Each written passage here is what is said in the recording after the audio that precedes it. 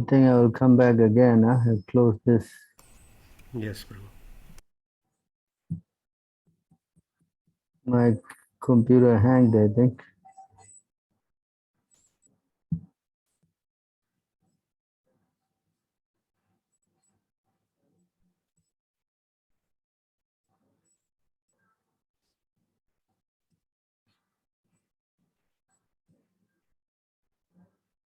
There's something wrong here.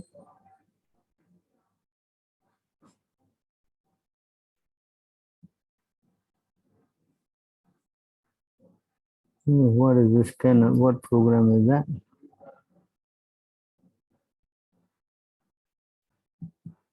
Can I switch it off? I think I have to get out and come back again, huh?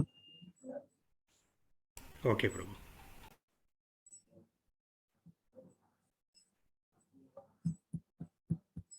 Someone seems to be able to close it also. Very strange, yeah?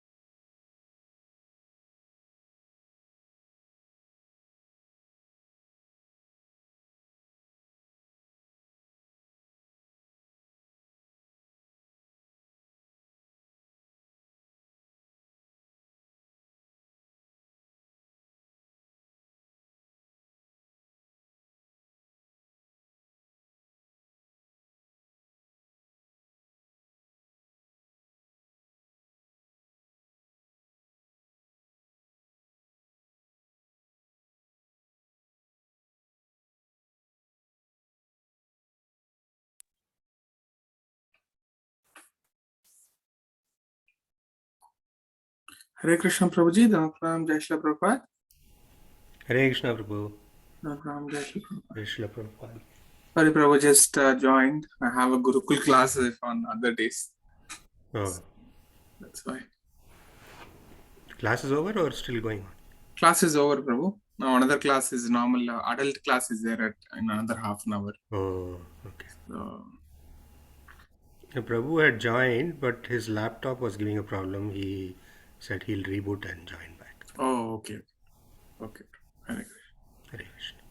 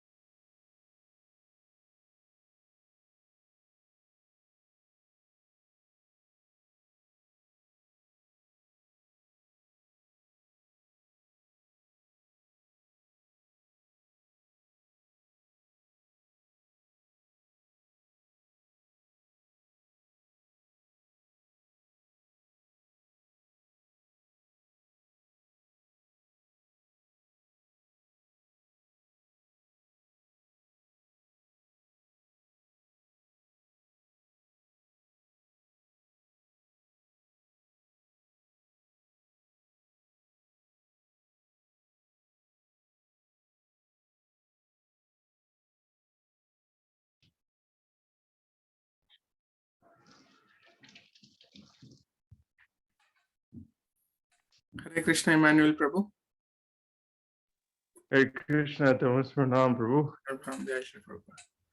Prabhu, you can Yeah, change sure. the name. You can write, instead of Ah, ISKCON yeah. of Delaware, you can write ISKM of Dallas. Yes, hold on, let me change that. Cut it to smaller pieces. Give them a box. Thank you. Then Mahaprasad temple to the project. Then that's one. So we need to do that. Because our conversion rate here. Otherwise, on the phone. Hare Krishna Prabhuji, please accept my humble obeisances. All glory to Srila Prabhupada. The thing is, Okay, finally we got in. So you were asking about the question about Vrindavan? we have the booking system. Hello, still there? Yeah, we can call them and ask Yes, them. Prabhu. Doesn't finish his question. Yes, Prabhuji. I was asking that, we can leave everything, our responsibilities and everything, and then we go back, we go to Vrindavan and do sadhana. And other thing, we have read in some of the book of Prabhupada, they say that, you can do your sadhana wherever you are. So what exactly? So here, and I think it's RD7.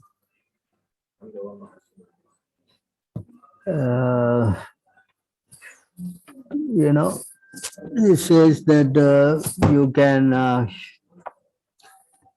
what is this Chaitanya Mahaprabhu, he was traveling, and he met this, he said, Daddy, I want to leave everything and go with you, Mhm.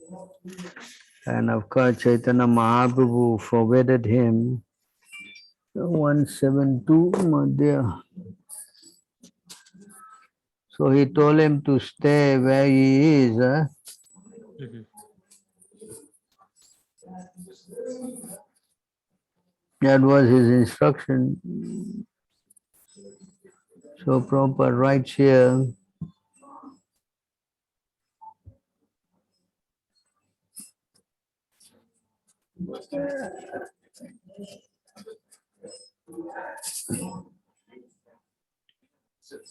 you want to read this? Yes, Prabhuji. This is an opportunity for everyone if one simply follows the instruction of Sri Chaitanya Mahaprabhu under the guidance of his representative and chant the Hare Krishna mantra, teaching everyone as far as possible the same principle. The contamination of the materialistic way of life will not even touch him. It does not matter whether one lives in a holy place like Vrindavana, Navadvipa, or Jagannath Puri, or in the midst of European cities, where the materialistic way of life is very prominent. If a devotee follows the instruction of Sri Chaitanya Mahaprabhu, he lives in the company of the Lord. Wherever he lives, he converts that place into Vrindavana and Navadvipa. This means what materialism cannot touch him. This is the secret of success for one advancing in Krishna consciousness. Yes, Yes, Prabhuji. it's clear. Yeah. So if you chant Hare Krishna, follow the instruction, that's what Prabhupada has given, that place becomes Vrindavan. Yes, Prabhuji. Hmm. Hmm. But also you must know the importance of Vrindavan. Mhm.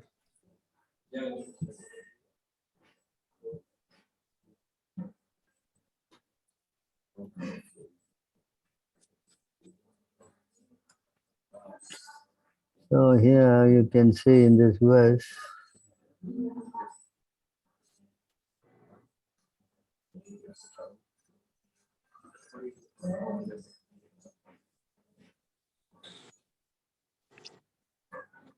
you want to read this? Yes, Prabhuji. For those who live in Bhadra Krishna, the district of Mathura, I am the object of all worship. Even if the resident of that place fail to properly cultivate the religious principles one should observe in the Holy Land, they still become devoted to me just by virtue of living there. Even if Kali, the present age of coral, has has them in his grip, they still get credit for living in this place. My devotee who lives in Mathura is just as dear to me as you, Brahma, and your sons, Rudra, and his followers, and goddess Sri, and my own self. So you see the importance of staying there. And Mhm, the same thing applies when you create Vrindavan, have a temple, mhm, follow the direction that Prabhupada has given. mhm, So if you can create that place like Vrindavan, then Kali Yuga also will not touch you. mhm. Yes. So as long as you follow, then as Chaitanya Mahaprabhu was going to Vrindavan, Mhm, Advaita Acharyas, picked him up. mhm, Say, why are you doing in Vrindavan? I mean, and then Advaita replied, wherever you are, that's Vrindavan, mhm, you know. mhm, So devotees, whenever they worship Krishna, they convert that place to a spiritual place, no? mhm, You understand? mhm. But Prabhuji, here it is that even if Kali has them in his grip, they can still credit. So what exactly that mean? Like suppose in that. Even they have fallen also, still they may get benefit by just staying there, no? Oh, okay, gotcha. Hmm?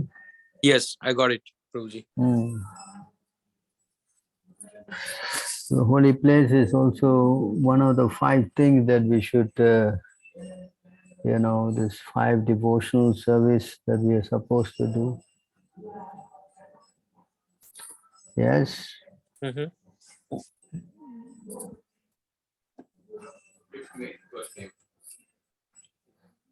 5 things that we are supposed to do.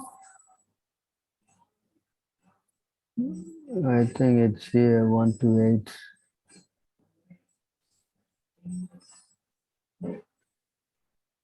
Yeah.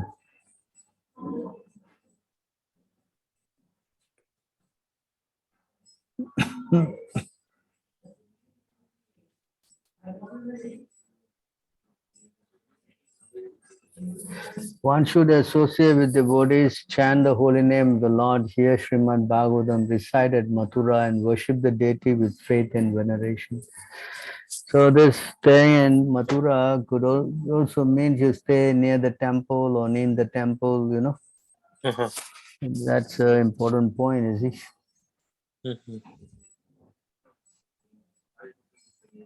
Yes. Yes, Prabhuji. So the 5 things that you're supposed to do every day: associate with devotees, chant the holy name of the Lord, hear the Mhm. Srimad Bhagavatam, reside in the temple or near temple, and worship the deity with faith and veneration. Mhm. Hmm? Yes, Prabhuji.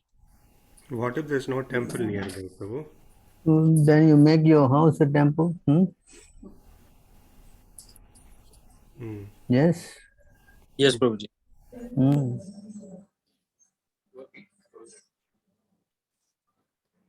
That's what you all are doing, no? You're Yes, making a temple, correct? yes, Yes. Prabhu. So that place becomes auspicious, Vrindavan. Mm-hmm. Anyone who these 5 limbs of devotional service are the best of all. Even a slight performance of this awakens love for Krishna. So if you do any of these 5 things, spiritually you become strong. Yes, Prabhuji.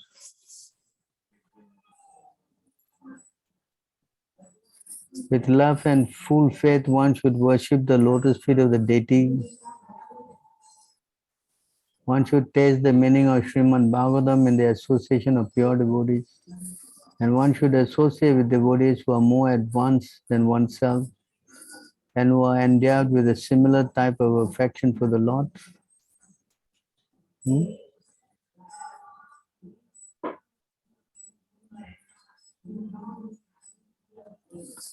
One should congregationally chant the holy name of the Lord and recite in Vrindavan. Yes, Prabhuji. One who understands the tranquil nature of Navadvip and its surrounding area where Sri Chaitanya Mahaprabhu enacted his pastime reside always in Vrindavan.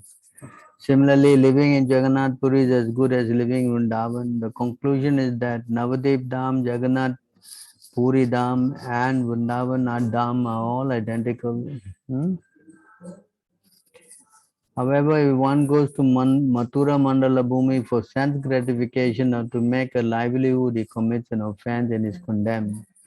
Whoever does so must be penalized in next life of becoming a hawk or a monkey in Vrindavan Dham.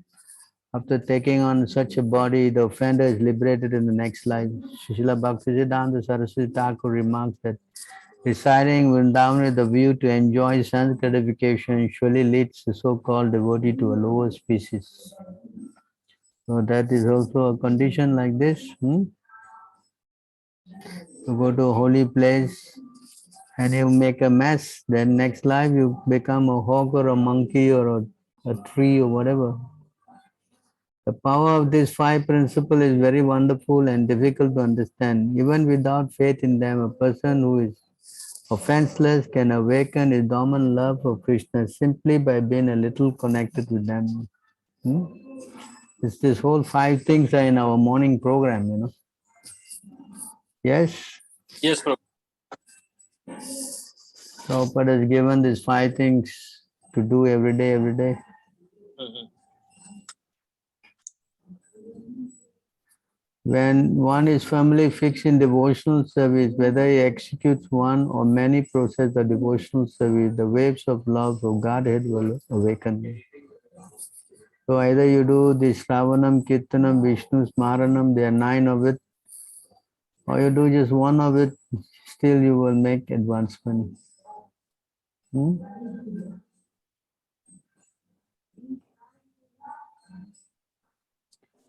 There are many devotees who executed only one of the 9 processes of devotional service. Nonetheless, they get ultimate success. Devotees like Maharaj Ambarish executed all 9 items. They also get ultimate success.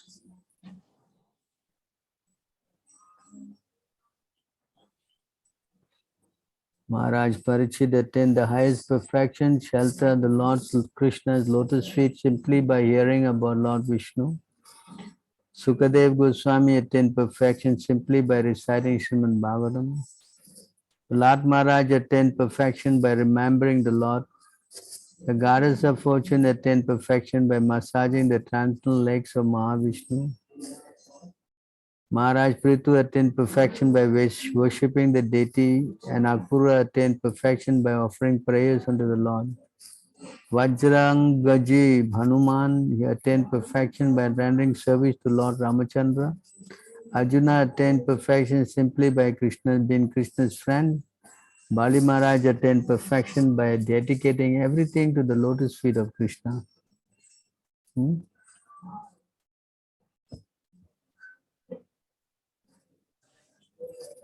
Yeah, Maharaj Ambarish always engaged his mind at the lotus feet of Krishna. His words in describing the spiritual world and the Supreme Personality of Godhead, his hands in cleansing and washing the temple, Lord's temple, his ears in hearing topics about the Supreme Lord, his eyes in seeing the deity of Lord Krishna in the temple, his body in embracing Vaishnavas or touching their lotus feet, his nostril in smelling the aroma of tulsi leaves offered to Krishna's lotus feet, his tongue in tasting food offered to Krishna, legs in going to places of pilgrimage,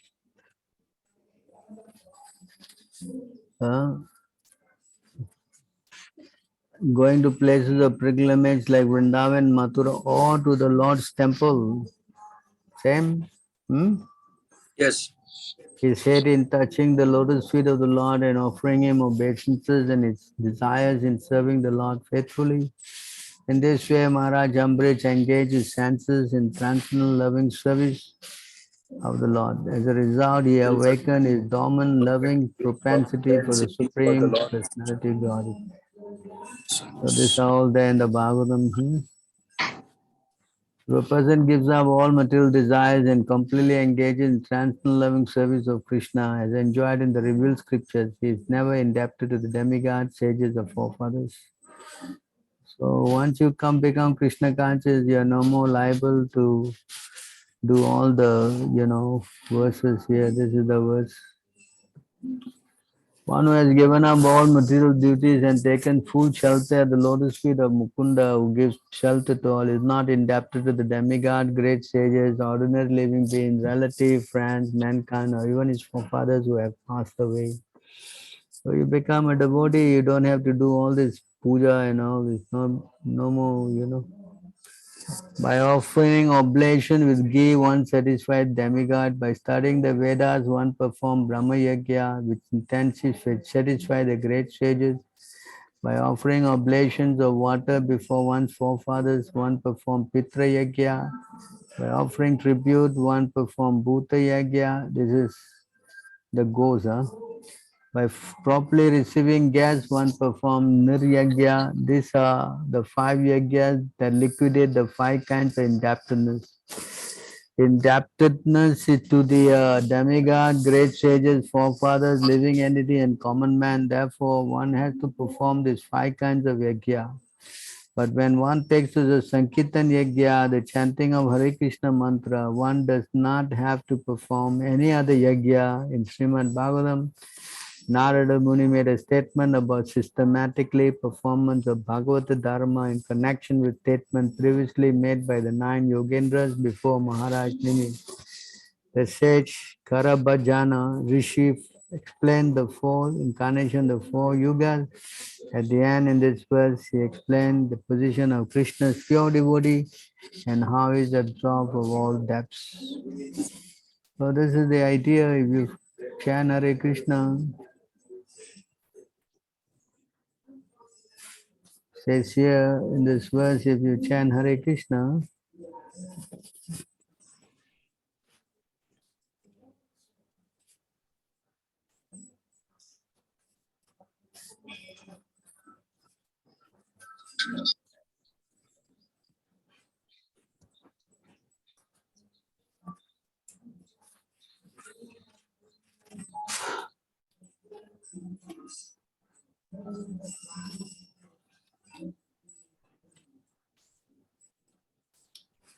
Abato sopakoto garyan jigva agre vartate nama tubhyam te pustapaste jahu sastro arya brahmanuchu nama grananti yete.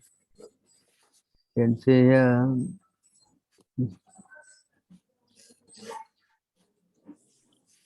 gone to all the holy places, taken bath in all the holy rivers. Oh, how glorious! Anyone want to read? Yes. Anybody? Oh, okay. Oh, how glorious are they whose tongues are chanting your holy name, even if born in the families of dog eaters. Such a persons are worthy people. Person who chant the holy name of your lordship must have executed all kinds of austerities and fire sacrifice and achieved all the good manners of the Aryans. To be chanting the holy name of your lordship, they must have bathed at holy place of pilgrimage, studied the Vedas, and fulfilled everything required. So if you chant, that means it's like you are gone already to all the holy places already. Yes, Prabhuji.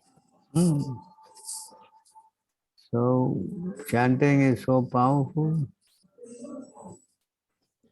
because we never say you can't go to the holy places. But you sincerely follow, then the holy places all are there. Yes, Prabhuji. See? Yes.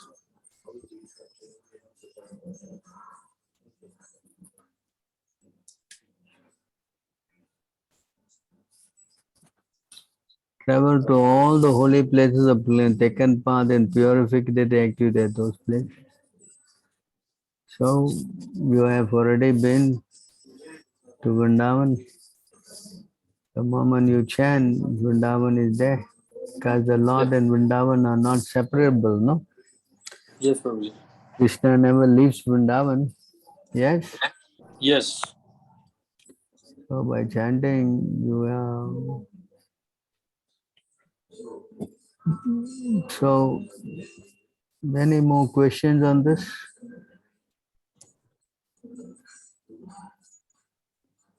I have a We question, are, Prabhu. we are supposed to leave our other responsibility, live in Vrindavan or do That is sadhana. over, What Prabhu. is That is the one we finished. what are the do's and don'ts once we take initiation and what it means? Who asked this question? Madhu Prabhu. The do's and the don'ts, because you have to follow the four principles. That's the do. You chant 16 rounds and you don't break the four principles. That's the don't. And you have to chant 16 rounds. You cannot say, no, I don't want to do that.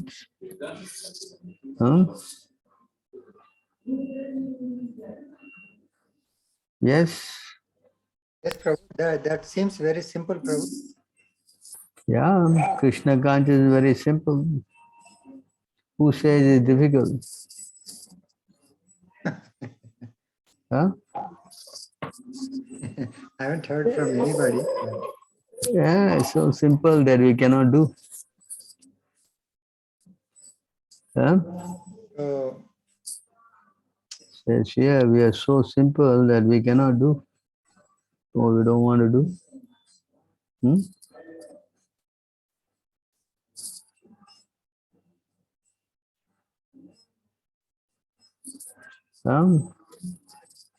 It says in this verse here,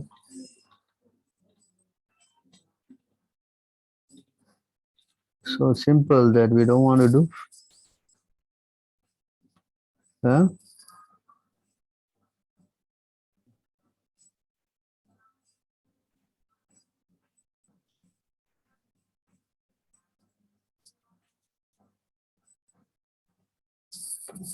Huh?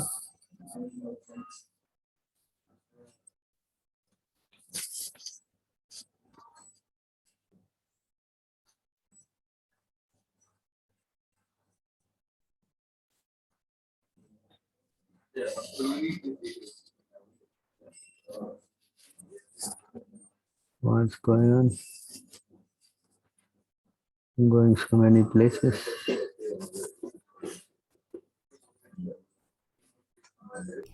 I think there's a space there.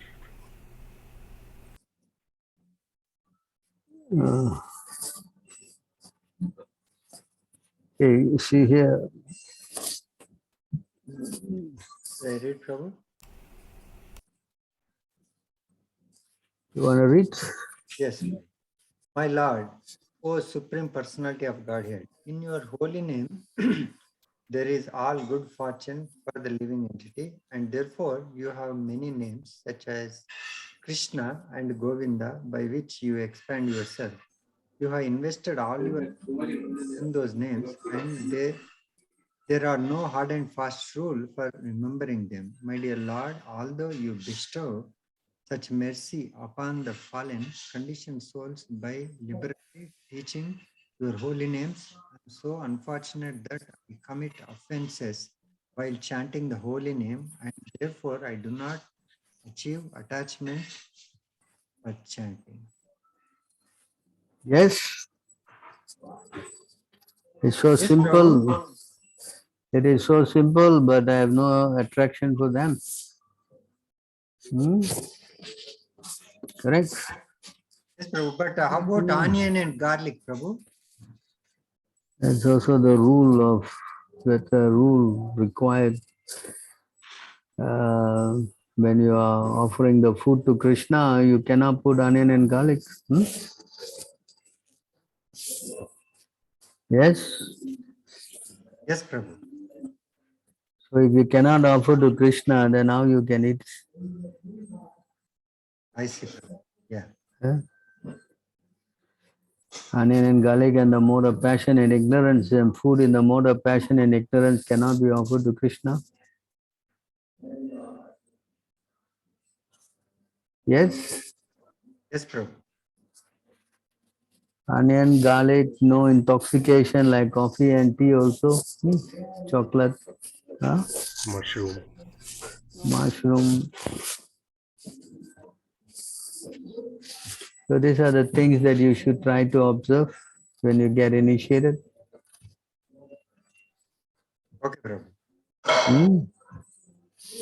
Any problem with your onion and garlic? No. No I was problem. asking, but you said that there are 4 principles, right, Prabhu? Correct. But apart of those, you didn't say about onion and garlic, so that's why I was asking. Okay, cannot eat food also cooked by non-devotees, no? Oh, Can't go out to the restaurant and have all this kind of food, no? okay, Prabhu. You must only eat Krishna Prasadam. Got it, Prabhu. Try to attend the morning program, Mangalarti. Okay, Prabhu. Onion garlic comes under intoxicants, no, Prabhu. So Onion garlic comes under the, intoxicants. Eating first offense is, first principle is to what? No meat eating. No meat eating. So when you say meat eating, then there's no onion and garlic there also. Because when you say onion and garlic, Prabhupada gave a story, one Brahmin, we wanted to eat this onion and garlic.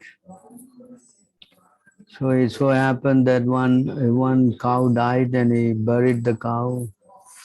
And then he saw from the cow, especially the legs, all this onion and garlic were coming.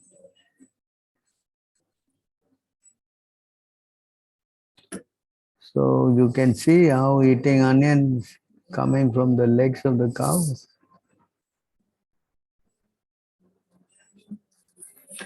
So it is as good as eating the cow, no?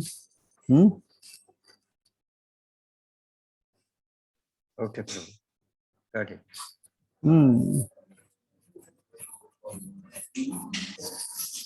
So what are the other things, Prabhu? You mentioned that we eat Krishna Prasadam, no onion, garlic. What else, Prabhu? If I mention all of it, you will never take initiation. At least I try my best, Prabhu. So you first try to follow these 4 principles and chant 16 rounds, and other things will come by and by. Okay, okay, Prabhu. So you are associating with the devotees, they will teach you the right thing. Okay, Prabhu. How to put tilak and how to wear the dhoti and how to wear the kaupin, and so many things are there, no?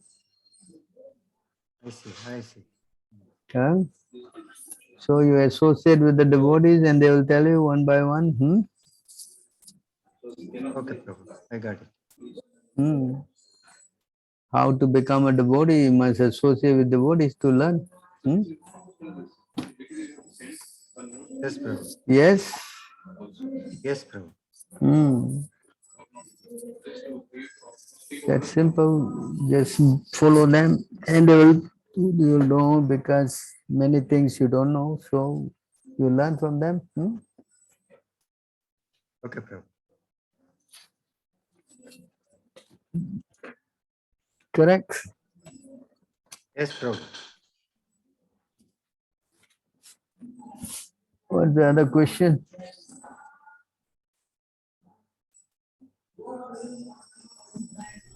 Emmanuel Prabhu had a question. Yes, I had a question. Yeah. The first one is, what were the 5 required daily activities? Like, I got the 3. It was like hearing Bhagavatam, congregational chanting, and living near a temple. I forgot the. Chanting Hare Krishna, associating with devotees. Okay. Okay. And my second question is, it was on how when you chant, you turn the place auspicious. But how do you know when you should get out of the area? Say that you're in a ghetto or something. You're making the place into Vrindavan, but like, should you stay even if it gets violent and everything? No, but that is, you should not go to such a place where you're going to get to see violence, dangerous. Because you cannot live with animals, You go and live with animals, you're going to get hurt. And anyone who don't chant Hare Krishna is an animal, It's true. You understand?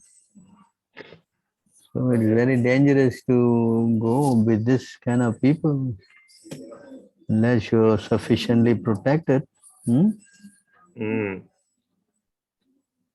So if you go to such a place, then you be very brief there, not try to stay there comfortably, then you have trouble, no? Yes. Yes? So we should be careful, no? Especially to the ghettos. I think all the violent criminals stay there, no? Yeah, I see that a lot over there. Unless you think that you are incarnation of God or something. Huh? No. Then you're going to be, maybe even the Lord, when he comes as the next avatar, as Kalki, he doesn't preach anymore. He just kills everyone. That's all he does. He takes the rides on the horse with a big sword and he just killing. No more talking, no preaching, no nothing. Yes? Yes. And if you are going to go there to deliver someone, it's going to be a little bit strange, isn't it? Prabhu, I have a follow-up question on the Kalki Avatar, Prabhu. So now all the atom bomb, nuclear bomb, but Lord is coming on horse. We are going back, Prabhu. I don't understand. So now, technology has changed. You have the guns and everything, right, Prabhu? Hmm. In the nuclear bomb, atomic bomb, but Lord is coming on the horse and with sword killing, Prabhu. You please take the gun and try to shoot him. No, no, that's not my point. The Lord will make all these things, this knowledge, and you see, like now, the whole industry is based on computer chips and oil, correct? Yes, Prabhu.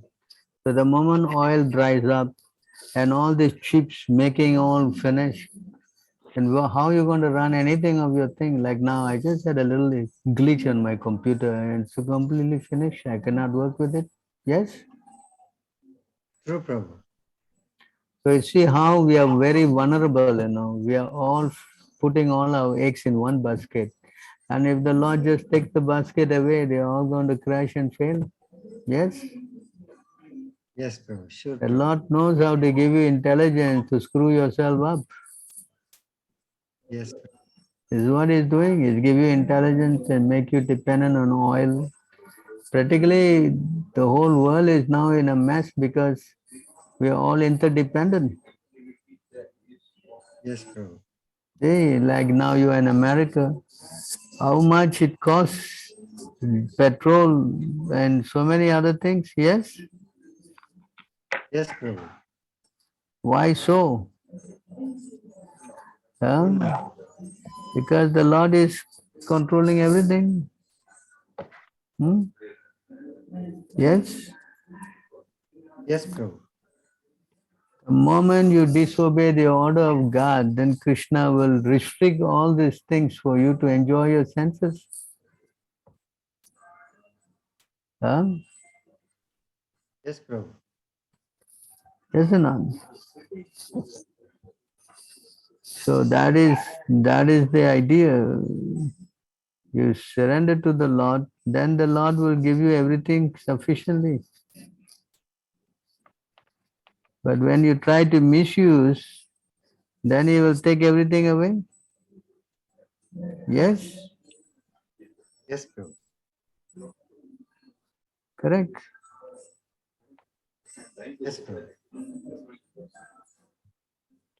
This is the problem, no? Correct? Correct, Prabhu.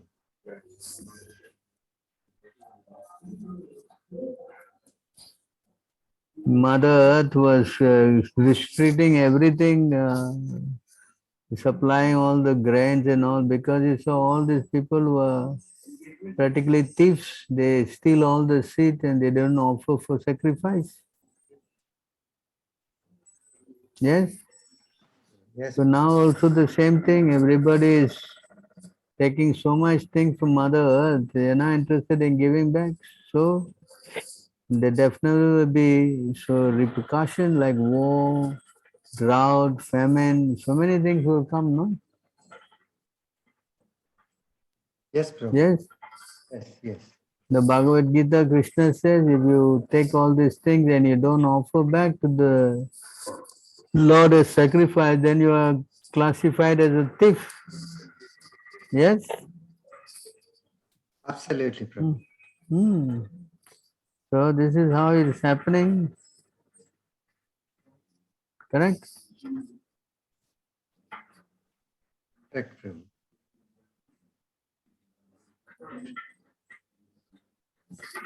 So if you become a thief, you're going to get into trouble, right? Yes, Prabhu. Huh?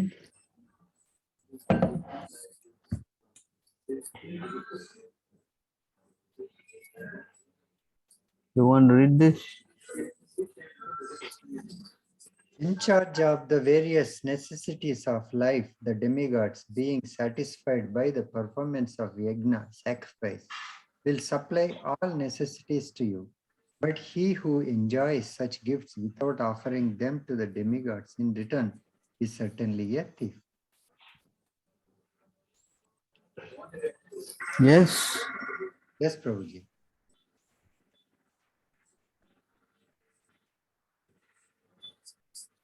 See? So if you steal all these things from the earth, then you're implicated, no? Yes, Prabhu.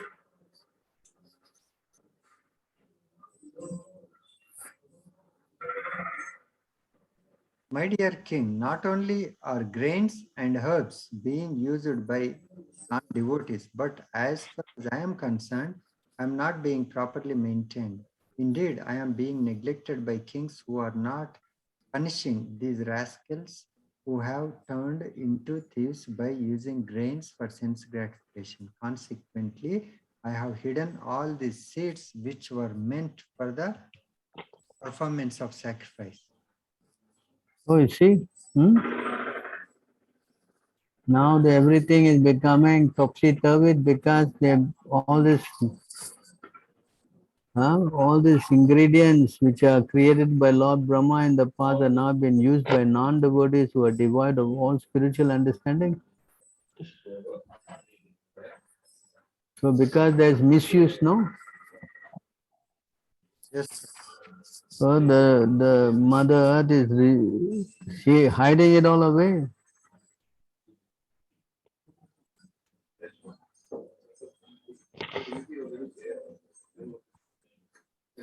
Correct? yes, Prabhu. Yes, So if you steal all these things that are given by God and you don't acknowledge, then you're considered a thief. So why the Lord should be keep giving and giving and giving? That's why the whole world is in a mess because of misuse. Yes, yes, Prabhu. you understand? Yes, Prabhu. Hmm? So you cannot do this kind of thing, get away with it. Yes, Prabhu. Dronacharya is a Brahmana, but why did he fight in the war as a Kshatriya? Although Dronacharya is a Brahmin, but his specialty was to teach this Dhanur Veda, you know.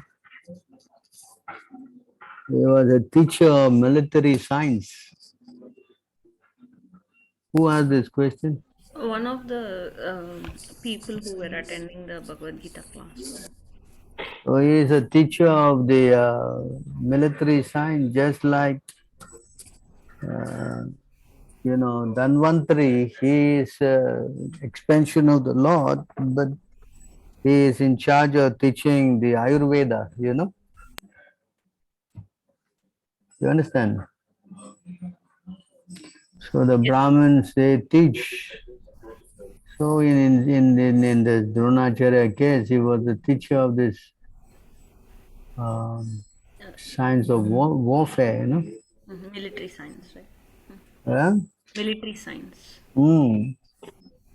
So definitely he had to go and fight because Duryodhan was supporting him, no?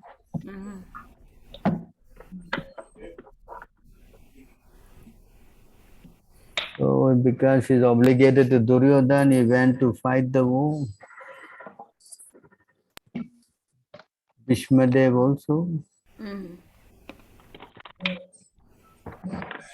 Because Bhishmadev's case was different. He wanted to fight with the Lord. So they all had their reasons. So a Brahmana is also goes down to sometimes the Brahmin, because of problem, they also become Vaisyas to do business. Yes, but they will never become Sudras, you know. That's the most they go down.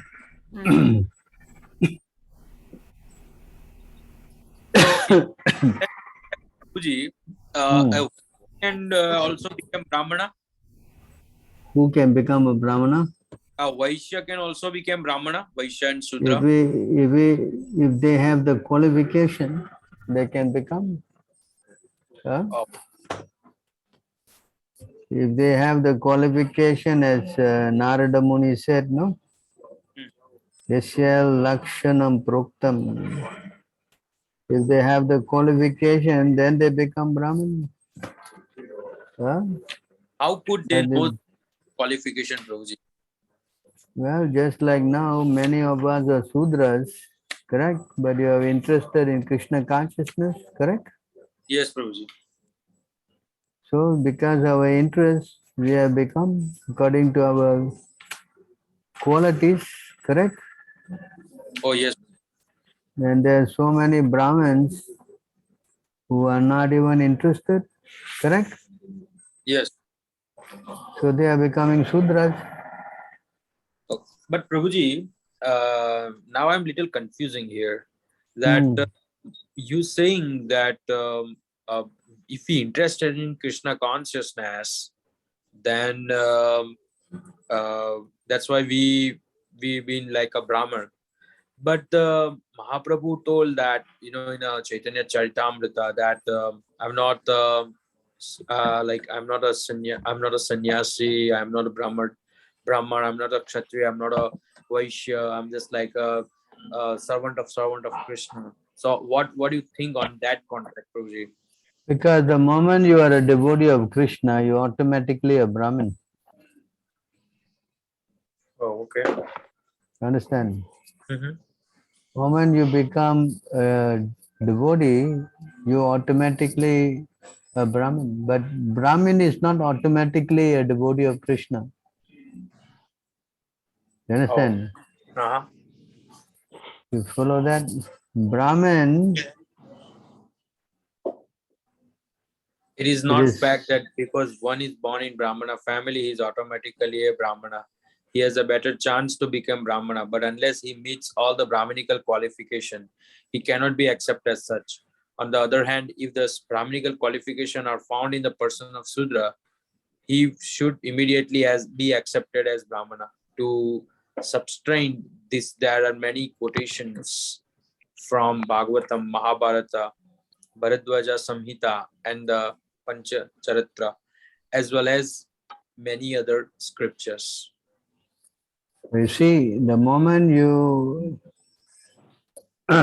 this is the word spoken by Narada Muni. If Want one to so, read that?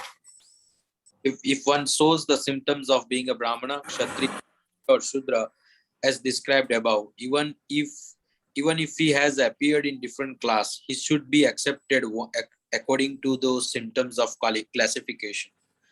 So, Prabhuji, in Can this, read the purport? yes, okay. Here it is clearly stated by Narad Muni that one should not be accepted as Brahmana, Kshatriya, Vaisya, or Sudra according to birth.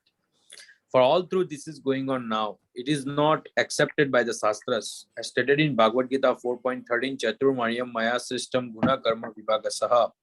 Thus, the four divisions of society, Brahmana, Kshatriya, Vaishya, and Sudra, are to be ascertained according to qualities and activities. If one was born in Brahmana family and has acquired Brahminical qualification, he has to be accepted as Brahmana. Otherwise, he should be considered as a Brahmana Bandhu. Similarly, if Sudra acquires the qualities of Brahmana, all through the was born in Sudra family, he is not a Sudra. Because he has developed the qualities of a Brahmana, he should be accepted as Brahmana. The Krishna conscious this Krishna conscious movement is meant to develop these Brahminical qualities, regardless of the community in which one was born. If one develops the quality of a Brahmana, um, he should be accepted as a Brahmana, and then he may be offered the order of sannyasa. Unless one is qualified in the terms of Brahminical symptoms, one cannot take sannyasa. In designating a person a Brahmana, Kshatriya, Vaishya, Shudra, birth is not at the essential symptom. This understanding is very important. Here in Narad Muni distinctly says that one may be accepted according to the caste of his birth if he has the corresponding qualification, but otherwise he should not. One who has attained the qualifications of Brahmana, regardless of where he was born, should be accepted as Brahmana. Similarly, if one has developed the qualities of a Shudra or Chandala, regardless of where he was born, he should be accepted in terms of those symptoms. Yes. Yes, Prabhuji. Hmm. So if a person is not qualified, although he takes birth in a Brahmin family Mm-hmm. and he does all nonsense, then it's called a Brahmana Bandhu. Yes. Understand? Hmm? Huh? But Prabhuji, like Krishna says in Bhagavad Gita, you have to do your constitutional duty, and not but say that you do like here in this purport, Prabhupada is saying that Krishna consciousness movement is to be to develop a Brahminical qualification. So what is that? To do constitutional duty or to do the Brahmin? Because I'm not No, little confused. we just chant Hare Krishna and everything is automatic. Okay. The moment you are Vaishnav, then Yes. all Brahmana qualities are already there. Yes? Oh, okay. I got it. Yes or no? Can you read this? Yes. If a Brahmana has all 12 of the Brahminical qualifications, as they are stated in the book called Sanat Sujata, but is not a devotee and is averse to the lotus feet of the Lord, he is certainly lower than a devotee who is a dog eater, but who has dedicated everything, mind, words, activities, wealth, and life to the Supreme Lord. Such a devotee is better than such a Brahmana, because the devotee can purify his whole family, whereas the so-called Brahmana in a position of false prestige cannot purify even himself. Wow, Prabhuji, I got it now. Got it? Yeah, I got it now. Hmm. Any other questions on this? Thank you very much, Prabhuji. Hmm.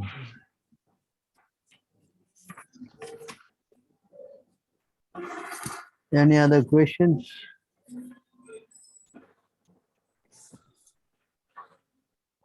I do have one question, Yes. Sundar Gopal. Yes. So I was having a conversation with my siblings, and they're agnostic and everything. They agreed with everything I was telling them about Krishna consciousness, except two things. The one is they cannot accept the fact that God can condescend knowledge. He can descend knowledge to us. They think that that's taking away the value of God. And the second point that they can't agree with is that there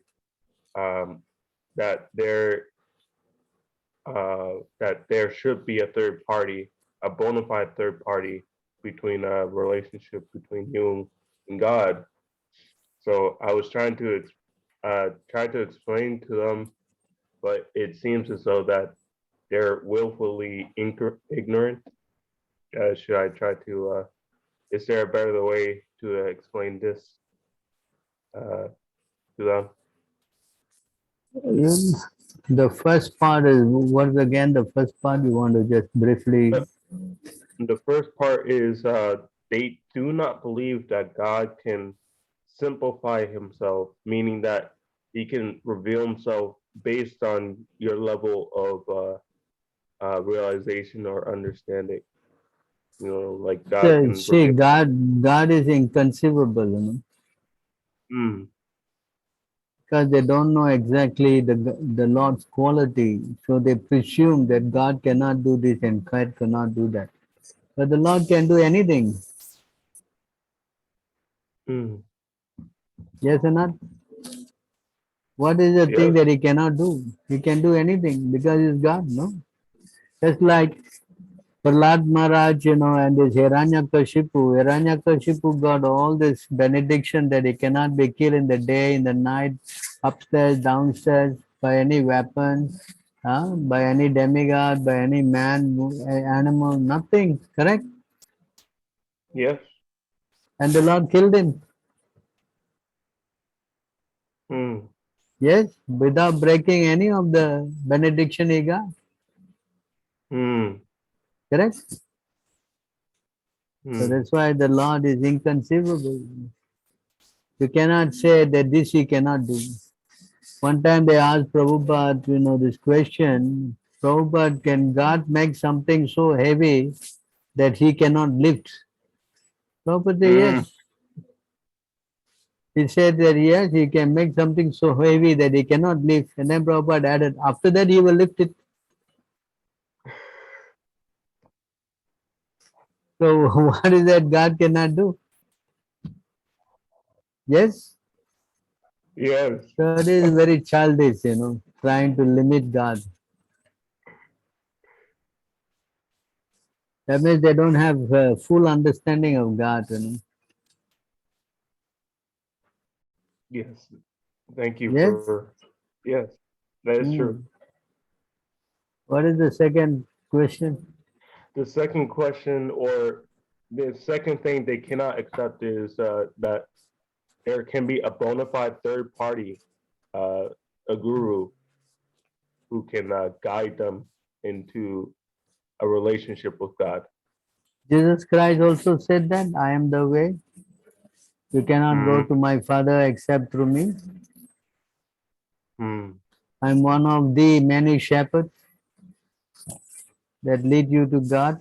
Mm. So there is already a third party in your own Christian Bible. Yes. Yes. So why you cannot accept the third party? This interpretation is that nobody goes my Father except through me. I'm one of the shepherds. It's not that is they the only shepherd, no.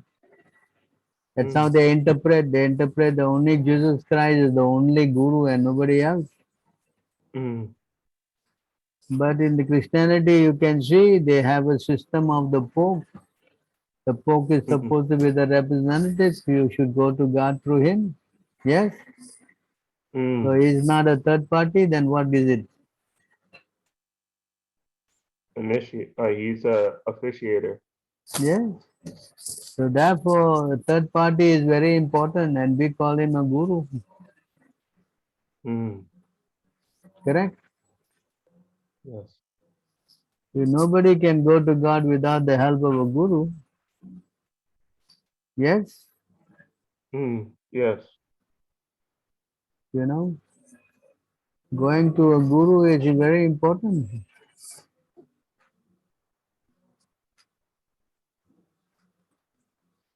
Yeah, try to approach a self-realized soul. Krishna says, no. Let's try to learn the truth by approaching a spiritual master. Mm. Inquire from him submissively and render service unto him. The self-realized soul can impart knowledge unto you because he has seen the truth. Mm. Yes, this is not third Yep. party. Third party. Third party. Because these guys have got no knowledge, the Bible is so shallow. Mm. So when you go to your child and tell him, 2 plus 2 is 4, or you said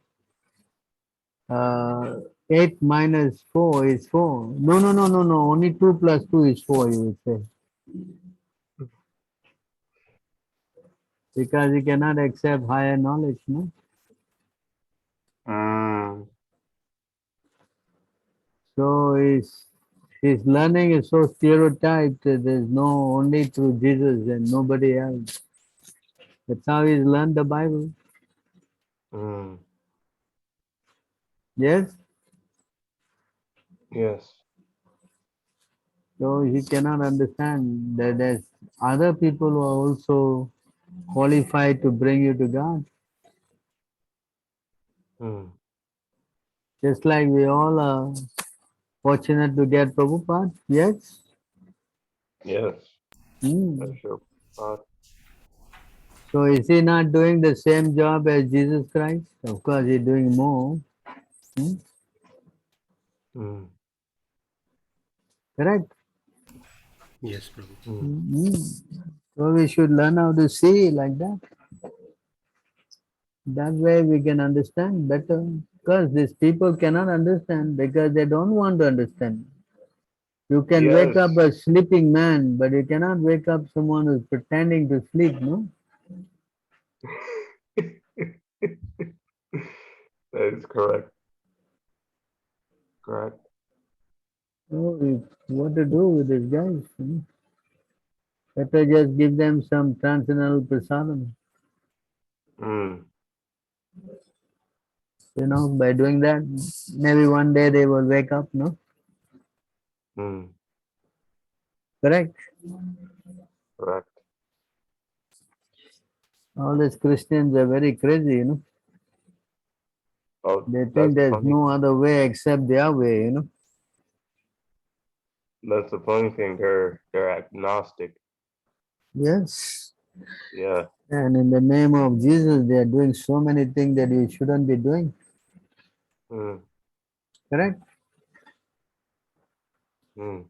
None of them are even doing what Jesus Christ has asked them to do. Thou shalt not kill. They're killing and whimsically eating.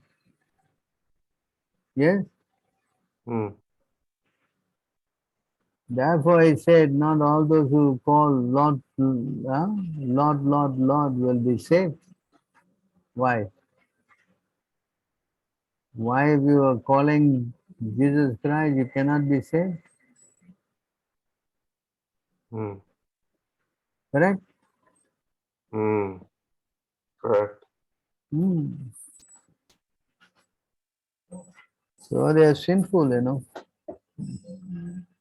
And because they're chanting the name of Christ, they think they are very pure. Hmm? Mm. It's a symptom of a neophyte. A neophyte is always thinking he's the greatest person, he's the best devotee, he's so pure. He's practically has already got God in his pockets. That's the difference between the neophyte and an advanced devotee. An advanced devotee is seeing that how I'm so fallen. Just like just by associating with him, immediately a person becomes transcendently very much detached and purified. Correct? Yes, Prabhu. Correct. Prabhu, Fortunate. in relation to that, should we, when a neophyte is feeling that they are a very nice devotee, should advanced devotee break their bubble, or initial stages we should just let them for few days? Nick, can you repeat again for me? So people who are starting with chanting one round, two rounds, they're all feeling high as devotees, as you said. So should we break that bubble and teach them immediately, or for few days let them do chanting and then slowly expand? Yeah, because a new person, you should be gradual. Mm-hmm. Gradually, you should try to elevate them. Because you break his ego, then he may not want to come back, no? Okay. Right? Mm-hmm. Hmm. So we should be very careful to put the screws in. You may have the right to screw them, but you cannot break them. So we have to be careful what to say, what not to say, until the person becomes more stronger. Then that's it. You can leave him. But if he's not getting anywhere close to Krishna consciousness, then we should try to avoid him, don't give instruction, Mm-hmm. but then they will get angry, Mm-hmm.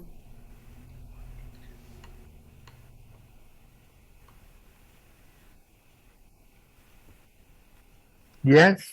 Yes, Prabhu.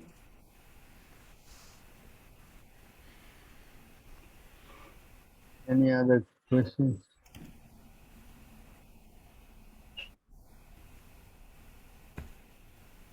I thought we already answered that, no? A Vaisya or Sudra can also become a Brahmana.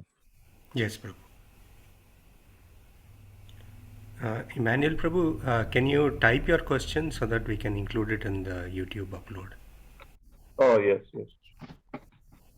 Anybody else? Any questions?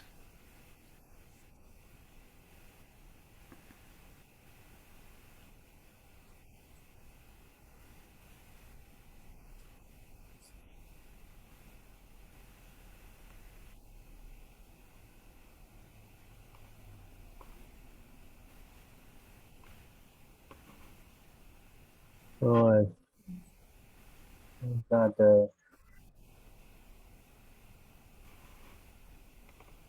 got an easy day today, huh? Not many questions. Prabhu, you seem to be very equipoised. Like during the, somebody praise you, also you don't get elated, or somebody criticizes you, also you're not disturbed. How is it? How are you able to manage that, Prabhu? Can you please shower some light on that? Well, if someone praises you, therefore it goes on the head.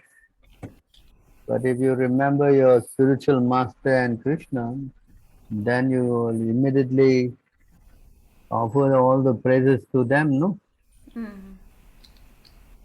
And if someone criticizes you, well, what can you say, no? You just have to go on, because it doesn't mean a thing anyway, correct? Mm-hmm. Because he criticizes you means you're going to be falling down or something. I don't think so. Hmm? Mm-hmm. So we just have to kind of think,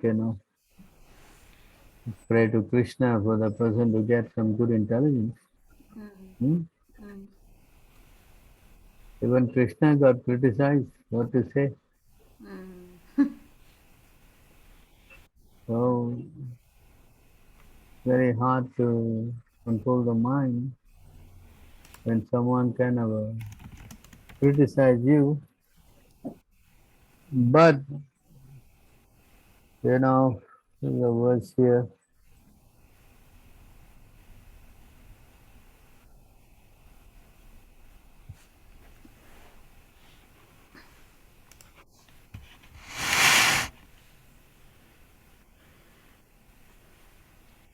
So in this verse you can see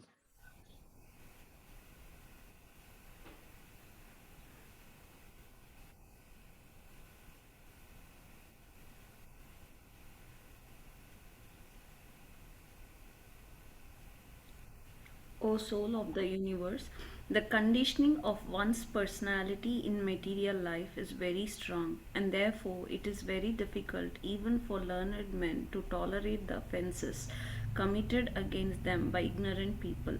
Only your devotees who are fixed in your loving service and who have achieved peace by reciting at your lotus feet are able to tolerate such offenses. Hari Bol.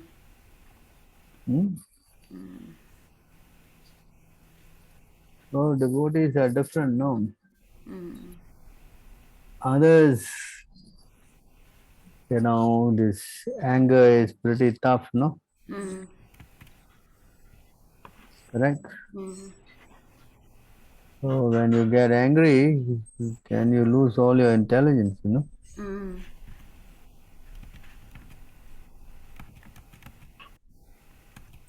So it is explained here also when Dhruva Maharaj was fighting and he was so angry. Mm. He said that, let me take out the verse. Mm-hmm.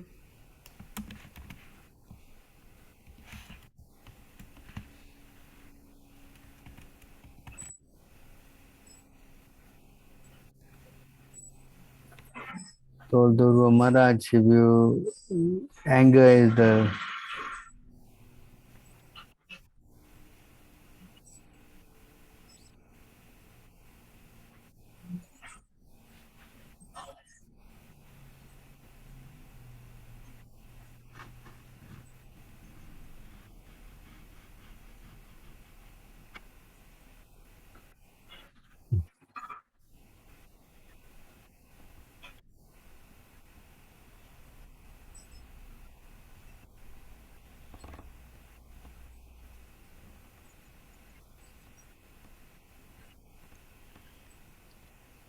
told Durga Maharaj to give up his anger, which is the obstacle for spiritual advancement. Mm. I'm just trying to find that verse in that chapter. Mm-hmm. Give me a minute. Yeah. Is it Prahlad Maharaj or Dhruva Maharaj, bro? Durga Maharaj.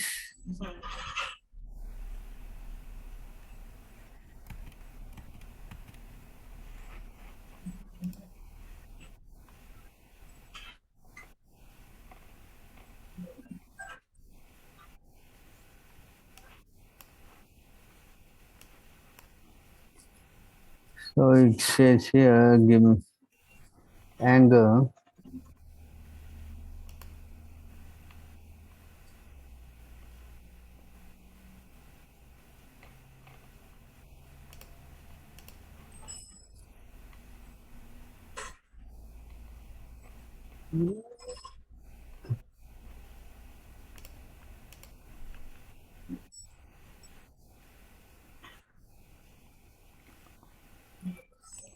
Thought it was in this chapter. Okay. Mm.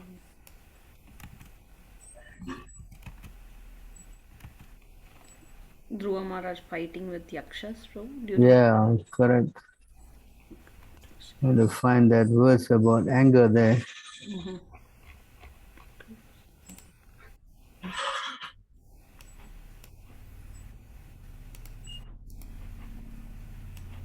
Okay, I found it.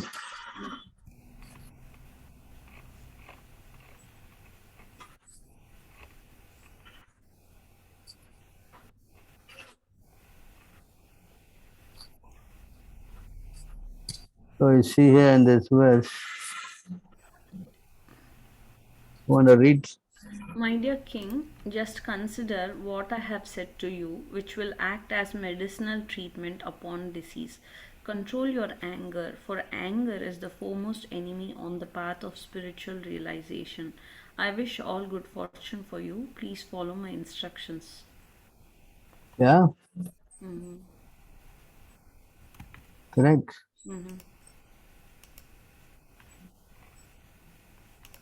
Anger is the most, Mm-hmm. difficult to give up though. Yes, bro. Mm-hmm. So we have to learn how to control anger. Mm-hmm.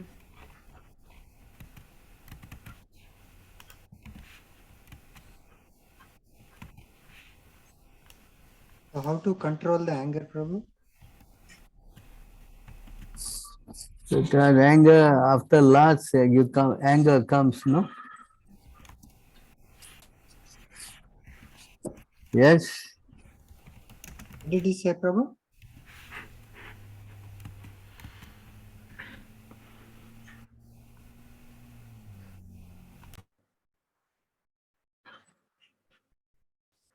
Unless you take shelter of the Lord, it is very difficult to give up anger, no? Oh, okay. Hmm?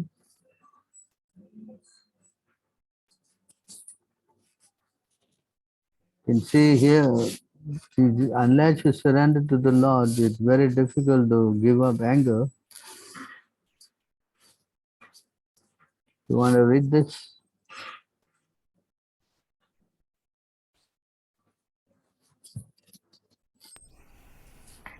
Madhu Prabhu, can you read? Is your computer okay now?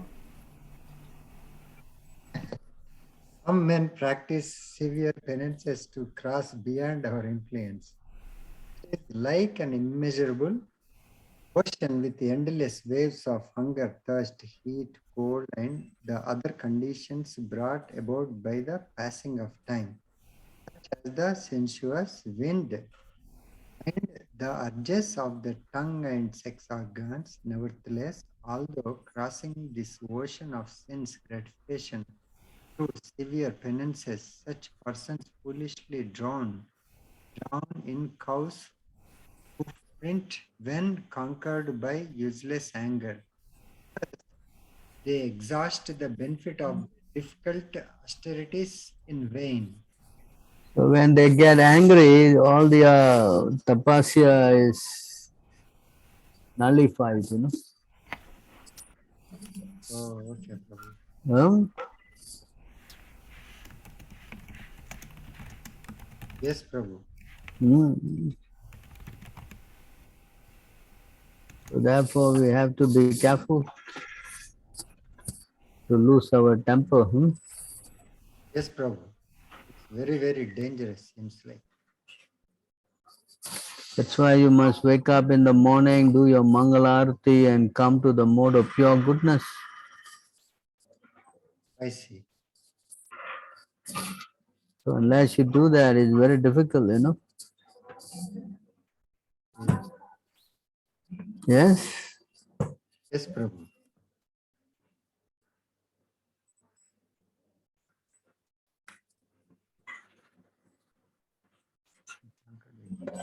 What do you say? Absolutely wonderful words, Prabhu. When Krishna says, you know, it's tough to give up anger.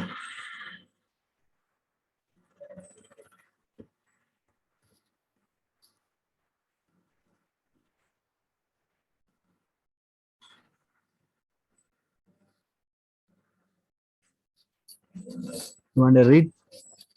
Yes, Prabhu. Lord Sri Krishna said, O disciple of Brihaspati, there is virtually no saintly man in this world capable of resettling his own mind after it has been disturbed by the insulting words of uncivilized men. Wow. True, Prabhu.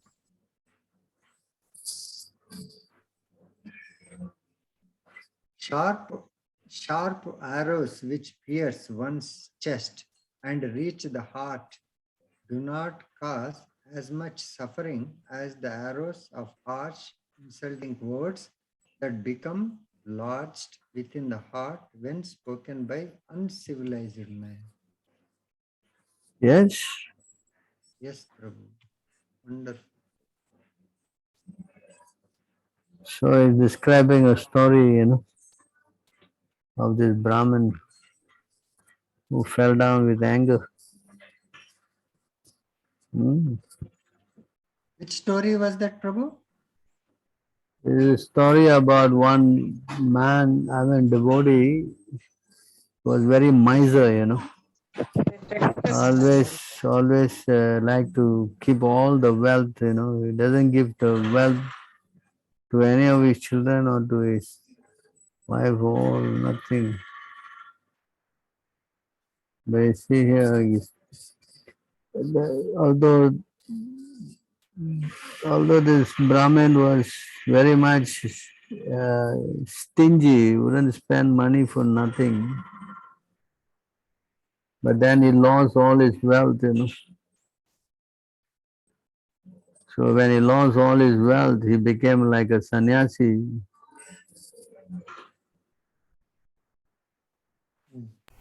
Shobha Mataji, can you read?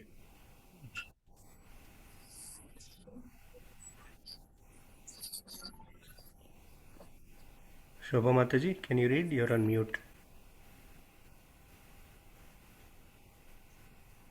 Yes. Once a certain sannyasi was insulted in many ways by impious men. However, with determination, he remembered that he was suffering the fruit of his own previous karma. I will narrate to you his story and that which he spoke.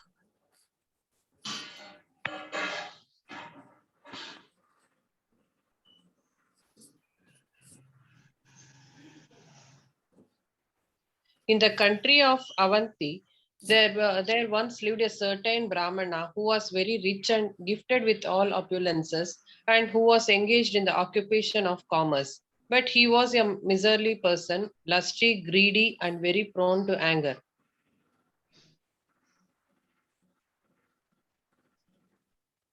In his home, devoid of religiosity and lawful sense gratification, the family members and guests were never properly respected, even with words. He would not even allow sufficient gratification for his own body at the suitable times.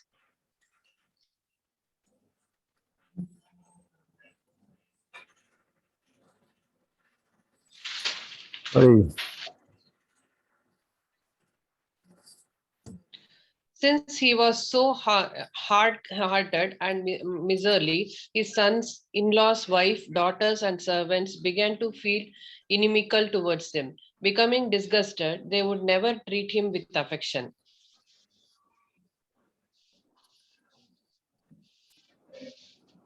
In this way, the presiding deities of the five family sacrifices became angry at the Brahmana, who being niggardly, guarded with wealth like a yaksha, who had no good destination either in this world or the next, and who was totally deprived of religiosity and sense enjoyment.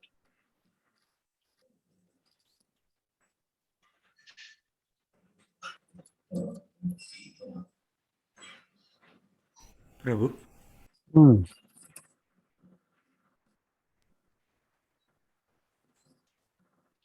O magnanimous Uddhava, by his neglect of these demigods, he depleted his stock of piety and all his wealth. The accumulation of his repeated exhaustive endeavors was totally lost.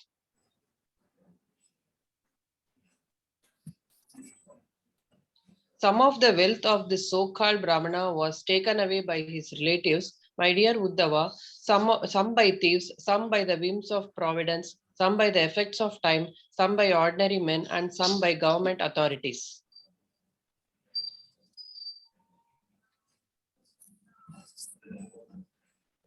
Finally, when his property was completely lost, he who never engaged in religiosity or sense enjoyment became ignored by his family members. Thus, he began to feel unbearable anxiety.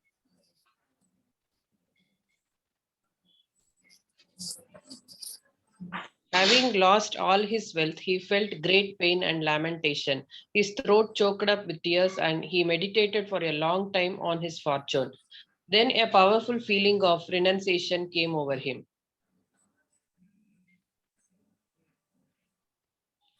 The Brahmana spoke as follows: "Oh, what great misfortune! I have simply tormented myself uselessly, struggling so hard for money that was not even intended for religiosity or material enjoyment."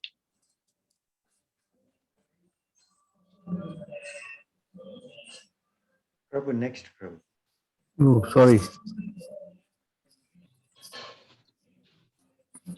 Generally, the wealth of misers never allows them any happiness. In this life, it causes their self-torment, and when they die, it sends them to hell.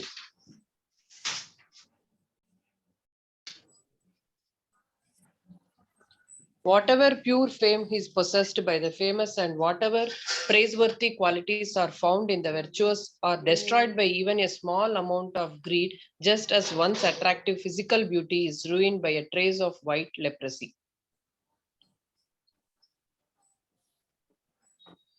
In the evening, attainment, increase, protection, expense, loss, and enjoyment of wealth, all men experience great labor, fear, anxiety, and delusion. Funny, huh? So when you earn money, this is what happens. So when you try to chase after wealth, these are the 15 qualities that comes. Theft, violence, speaking lies, duplicity, lust, anger, perplexity, pride, quarreling, enemy, faithlessness, envy, and the dangers caused by women, gambling, and intoxication are the 15 undesirable qualities that contaminate men because of greed for wealth. Although these qualities are undesirable, men falsely ascribe value to them. One desiring to achieve the real benefit of life should therefore remain aloof from undesirable material wealth.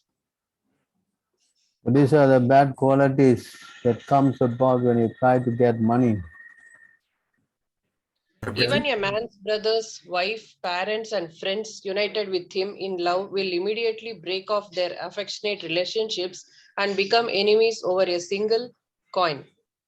This is a fact. Padhyavali Mataji, can you read? Prabhuji, Hare Krishna. Prabhu, just have a question on the top verse, Prabhu. Should I say now or should we cover later? Yeah, you can say. What is the question? Prabhu, on the top verse, the 15 qualities which you said. Yeah.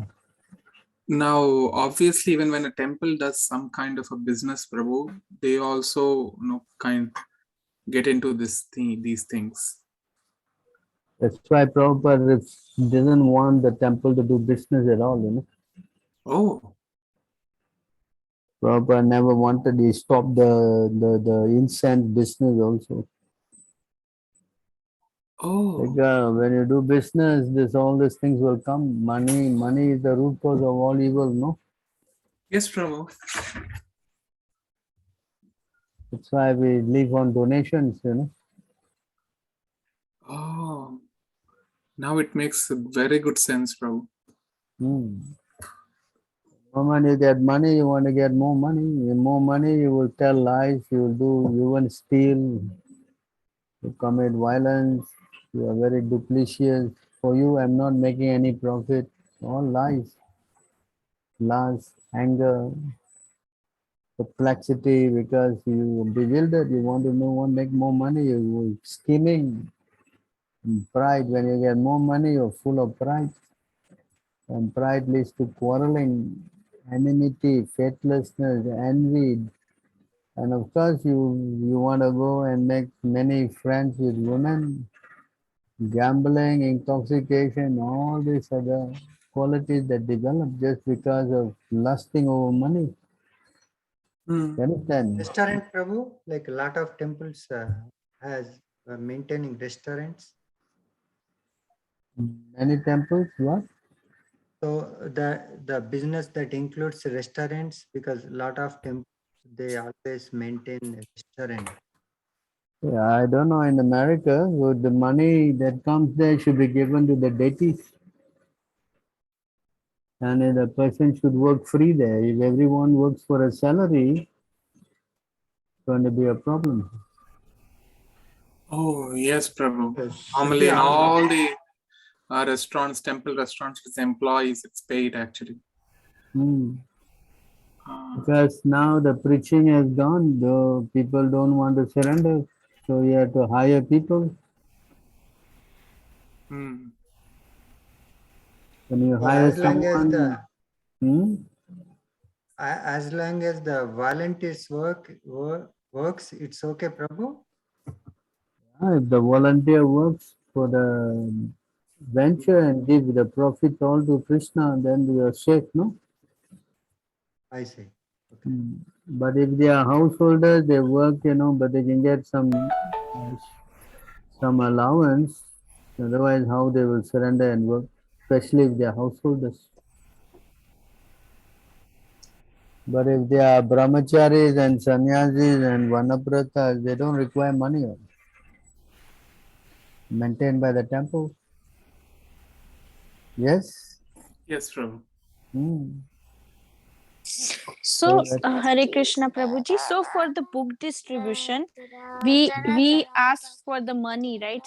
At least some money. So, is that okay? Yeah, that's you are asking money for the book printing and also maintaining the temple. Correct? Yes, Prabhu, that's right. You So have that to ask we money. purchase more books and then again sell more. Correct. Then you have to also maintain your establishment. Yes, Prabhu.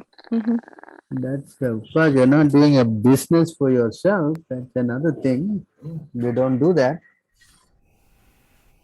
And there are so many gift shop also, like in every temple.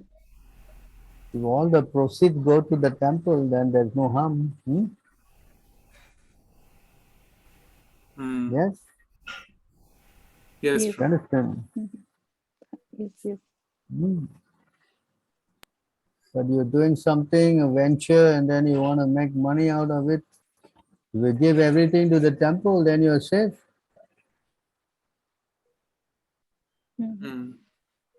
But you want to make a business venture and take that, and then because you want to, the Prabhupada said he gave 50%. If you can do that, then yeah, like Rupa Goswami. But if mostly businesses to give 50% away, it's going to be tough maintaining the business, no? Yes, Prabhu. And Correct? unnecessarily we have to lie and be duplicit and all these things. Everything will come one after the other. That's why the Brahmins, they don't take salary, you know, they don't take money. This is the reason. All these bad qualities come in, more of passion and ignorance, you know.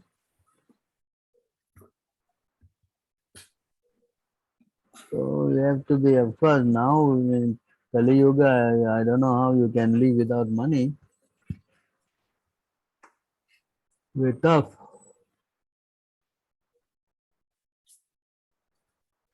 Practically, the reason why you went to America is only for money, no? Yes, Prabhu. So you have to learn how to give something to the preaching, then you are safe, no? Yes, Prabhu. Correct? So if you can find some other alternative means of an income, and if you can use all your time to support you and use all your time for preaching, that's the best. You know, so at least you are covered, you know. Yes, Prabhu. But if you are not, I mean, I'm talking about householders, but if you are not a householder, then you don't require. You can give all your energy and time. Yes? Yes, Prabhu. Yes, Prabhuji. Mm. But if you are a householder, how to do? Prabhupada. You gotta work for some income, then you are obligated, no? Yes, Prabhu. So that's something that you have to wait for Krishna to take you out. Correct? Is that clear, this verse? Yes, Prabhu. Huh? Yes, Prabhu. It's clear, Prabhu. Thank you, Prabhu.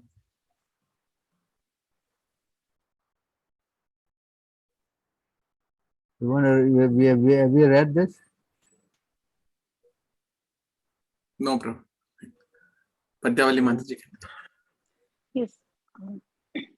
For even a small amount of money, these relatives and friends become very agitated and their anger is inflamed. Acting as rivals, they quickly give up all sentiment of goodwill and will reject one at moment's notice, even to the point of committing murder. That's for money, no? Yes.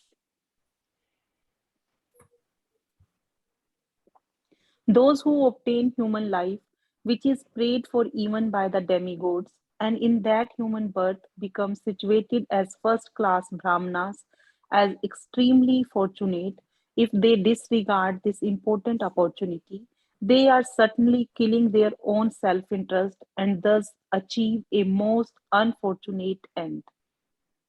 So that Mhm. all those people who have taken very high birth as Brahman, and if they don't take up the Krishna consciousness, then they are killing themselves. Yes? Yes.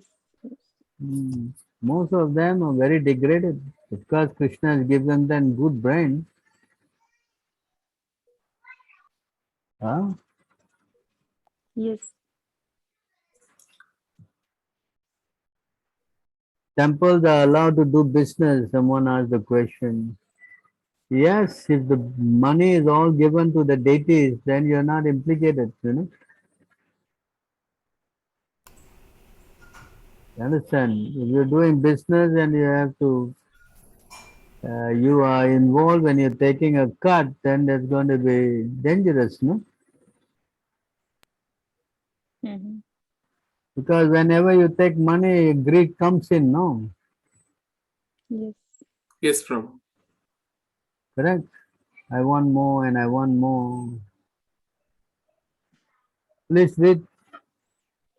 When mortal man, having achieved this human life, which is the very gateway to both heaven and liberation, would willingly become attached to that abode of worthlessness, material property. The fact we have got this good birth, the human birth is can go back to God, Krishna. Instead, you put all the energy to secure all these temporary things and temporary wealth and all that. It shows that you are really unintelligent. Yes?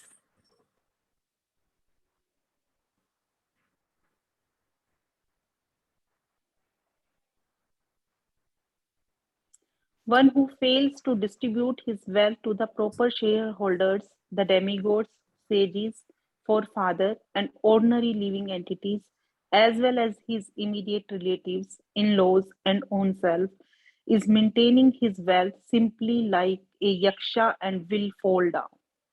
So that Yes, you simply get money and you keep it all for yourself. If you don't use for, donation to the preaching, proper, say primarily, then you will fall down, right? You just go to another verse and come back here, huh?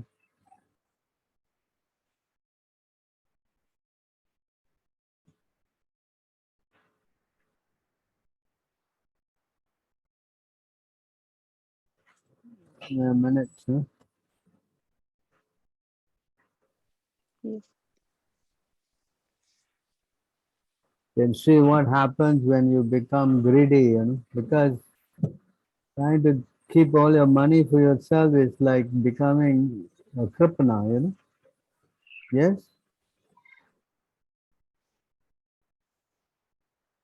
So when a person becomes a kripana,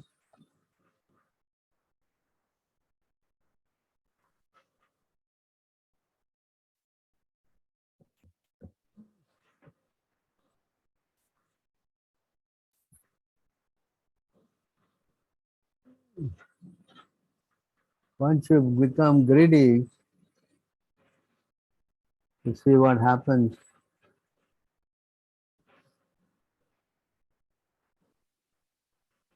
Anyone want to read this? Because of greed for the sake of senses, the spiritual strength, education, austerity, and reputation of a devotee or Brahmana who is not self-satisfied dwindle and his knowledge gradually vanishes. This is how you fall down. You understand? Yes, Prabhu. Huh? So it's very dangerous to become greedy, Correct? Yes, Prabhu. Hmm?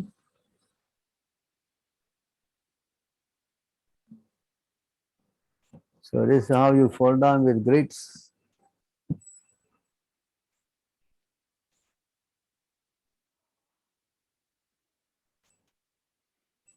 Discriminating persons are able to utilize their money, youth, and strength to achieve perfection. But I have feverishly squandered these in the useless endeavor for further wealth. Now that I am an old man, what can I achieve? Now that I'm an old man, what can I achieve?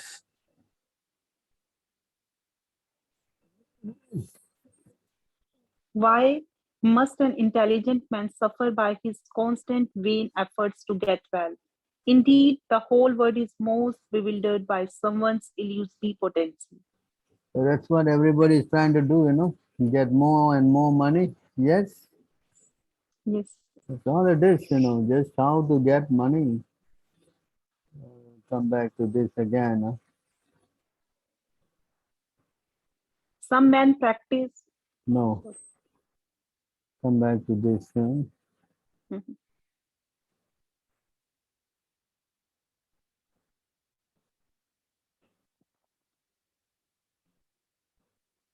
For human society, constantly thinking of how to earn money and apply it for sense gratification brings about the destruction of everyone's interests. When one becomes devoid of knowledge and devotional service, he enters into species of life like those of trees and stones. So this is what happens if you constantly think of money, no? Very strong words from. It is from the four Prithu Maharaj. Huh?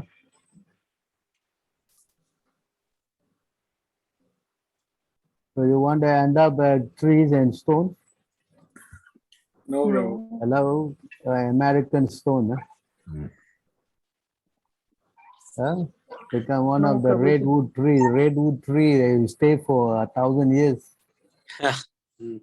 You want to stay in America or what? Yeah? No, No. Prabhu. You can stay as a tree. No need green card, you know? No. Yes. Right. My dear king, No, just this is no, consider. sorry, not this word. Huh?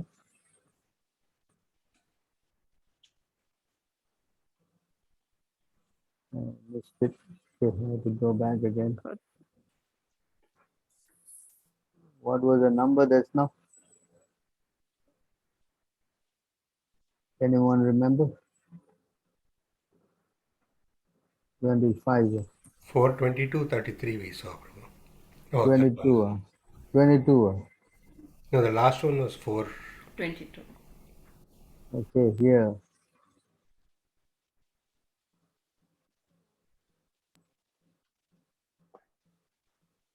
So here we are bewildered. Eh?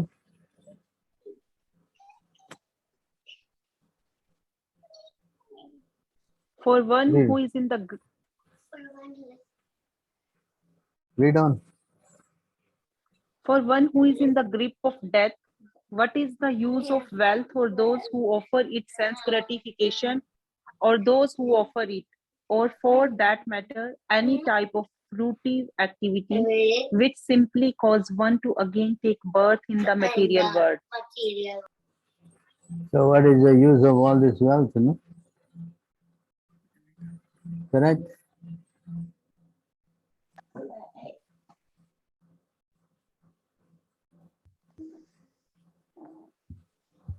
The Supreme Personality of Godhead, Lord Hari, who contains within himself all the demigods, must be satisfied with me. Indeed, he has brought me to this suffering condition and forced me to experience detachment, which is the boat to carry me over this ocean of material life. So you can see here the same point.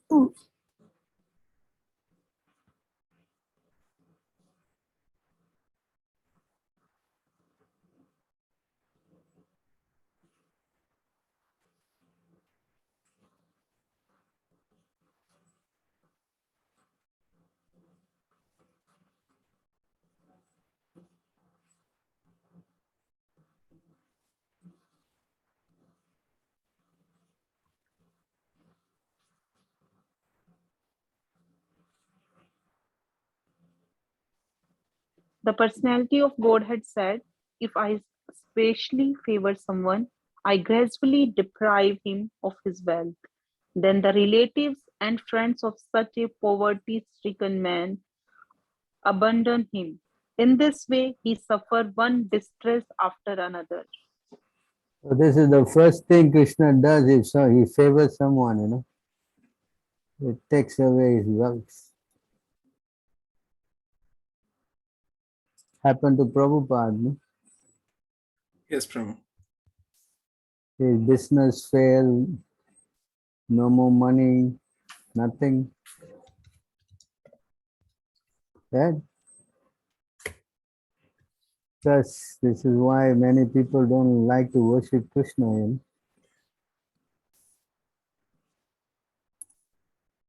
All the South Indian, they say he will blow away the wealth. Yeah? Yes, Prabhu. All the South Indian, they say better take Krishna's food away from his mouth. He will blow all your wealth away. When he becomes frustrated in his attempts to make money and instead befriends my devotee, I bestow my special mercy upon him. So when he becomes destitute and Krishna brings him to the devotee, then yes, then Krishna gives special mercy. You understand? Yes, yes, Prabhuji. A person who has thus become sober fully realizes the absolute as the highest truth, the most subtle and perfect manifestation of spirit, the transcendental existence without end. In this way, realizing that the supreme truth is the foundation of his own existence, he is freed from the cycle of material life. So that's what happens. Mhm. So because he is favored by the Lord, he experienced detachment. Yeah? Unless you have the mercy of the Lord, is difficult. Yes. If there is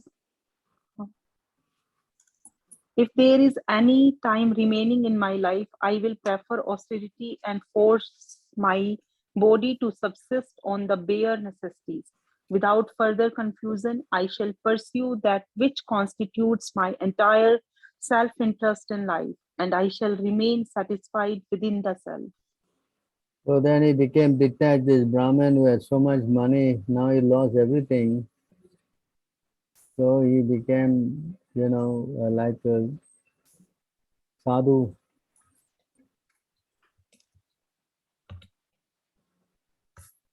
Thus So, may the preceding demigod of these three words kindly show their mercy upon me. Indeed, Maharaja Khatwanga was able to achieve the spiritual world in a single moment. so Maharaj Katwanga story is there, you all know, I'm sure. Yes, yes, Prabhu. Lord Shri Krishna continued, his mind thus determined that most excellent Avanti Brahmana was able to unite the notes of desire within his heart. He then assumed the role of a peaceful and silent sannyasi mendicant. So this is how the story is about, because it goes on more, how he controls anger. You can read on. And the thing is about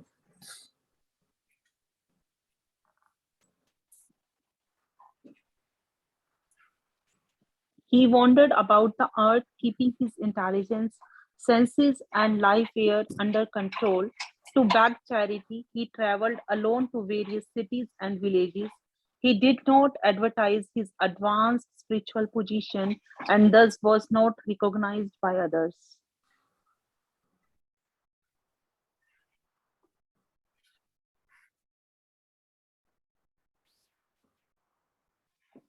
A kind Uddhava, seeing him as old, dirty beggar, rowdy person, would dishonor him with many insults.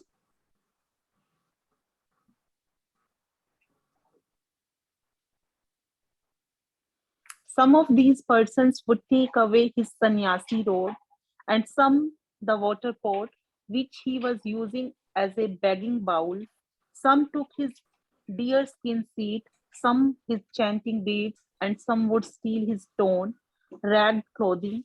Displaying these things before him, they would pretend to offer them back, but would then hide them again. so see how he was humiliated. Mhm.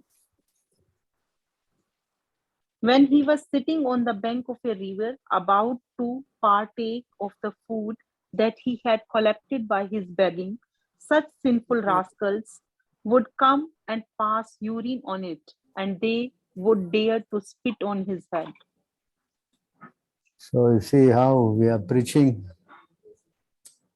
Yeah. Yes. Although he had taken a vow of silence, they would try to make him speak, and if he did not speak, they would beat him with sticks. Others would chastise him, saying, "This man is just a thief."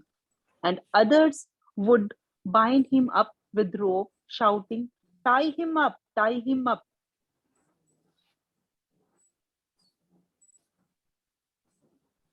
They would criticize and insult him, saying, "This man is just hypocrite and a cheat.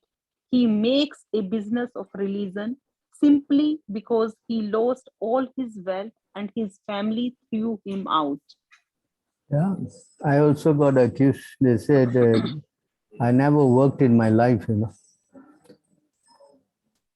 Look at that. Yeah, of course, how to work in life when you cannot be working and you cannot be preaching, correct?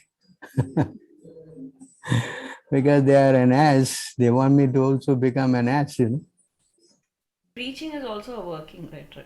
Yeah, they don't understand that. Giving They Krishna think, is the biggest no, work. because I'm getting money, I'm well situated like this, they're looking at me and they become very upset. This guy, he never worked in his life, he just begged, you see. Although this guy is working is more important. Yeah, can you imagine? They're envious. That's all it is. Some would ridicule him by saying, "Just see the greatly powerful sage. He is as steadfast as Himalaya mountains. By practice of silence, he strives for his goal with great determination, just like a heron." Other persons would pass foul air upon him, and sometimes times others would bind this twice-born Brahmana in chain and keep him captive like a pet animal. You see how much trouble is going through. So much humiliation, Prabhu. Uh, The Brahmana understood that all his suffering from other living beings, from the higher force of nature, and from his own body was unavoidable, being allotted to him by providence. you see how he curbs his anger. Even while being insulted by those low class men who were trying to effect his downfall, he remained steady in his spiritual duties, fixing his resolution in the mode of goodness. He began to chant the following song.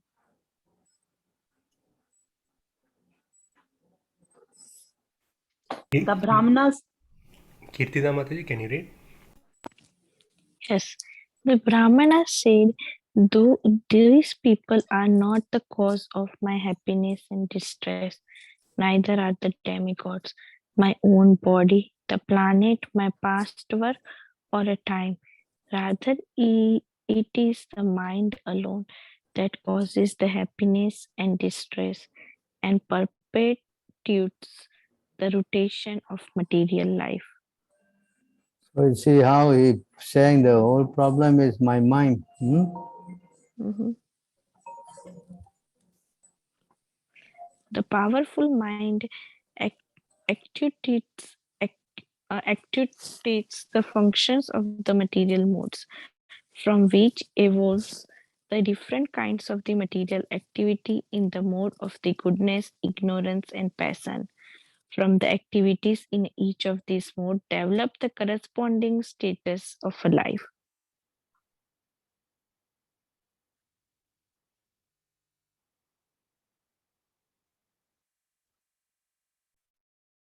Hare Krishna.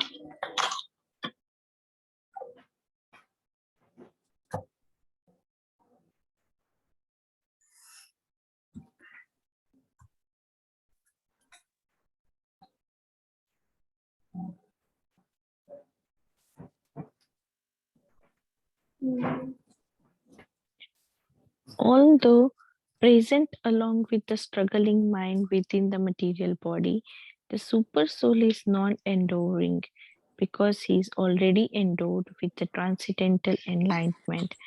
Acting as my friend, he simply witnesses from his transcendental position. I, the infinite, infinite, infinitesimal spirit soul, on the other hand, have they embraced this mind, which is the mirror reflecting the image of the material world. Thus, I have become engaged in enjoying objects of a desire, and I and am entangled due to contact with the mode of nature. So they said is because of my mind, Mhm. You understand? Yes. Charity prescribed duties, observance of the major and minor regulative principle, hearing from scriptures, pious works, and purifying vows all have as their final aim the subduing of a mind. Indeed, concentration of the mind on the Supreme is the highest yoga. So this is what Krishna also said, no? Man mana bhava mad bhakta, no? Yes? Machami mam namaskar. Mhm. If one's mind is perfectly fixed and pacified, then tell me what need does one has to perform ritualistic charity and other pious rituals? And if one mind remains uncontrolled, lost in ignorance, then of what use are these engagement for him? So this whole thing is the mind, Mhm. There's a very important verse here that we quote many times. All the senses have been under the control of the mind since time immemorial, and the mind himself never comes under the sway of any other.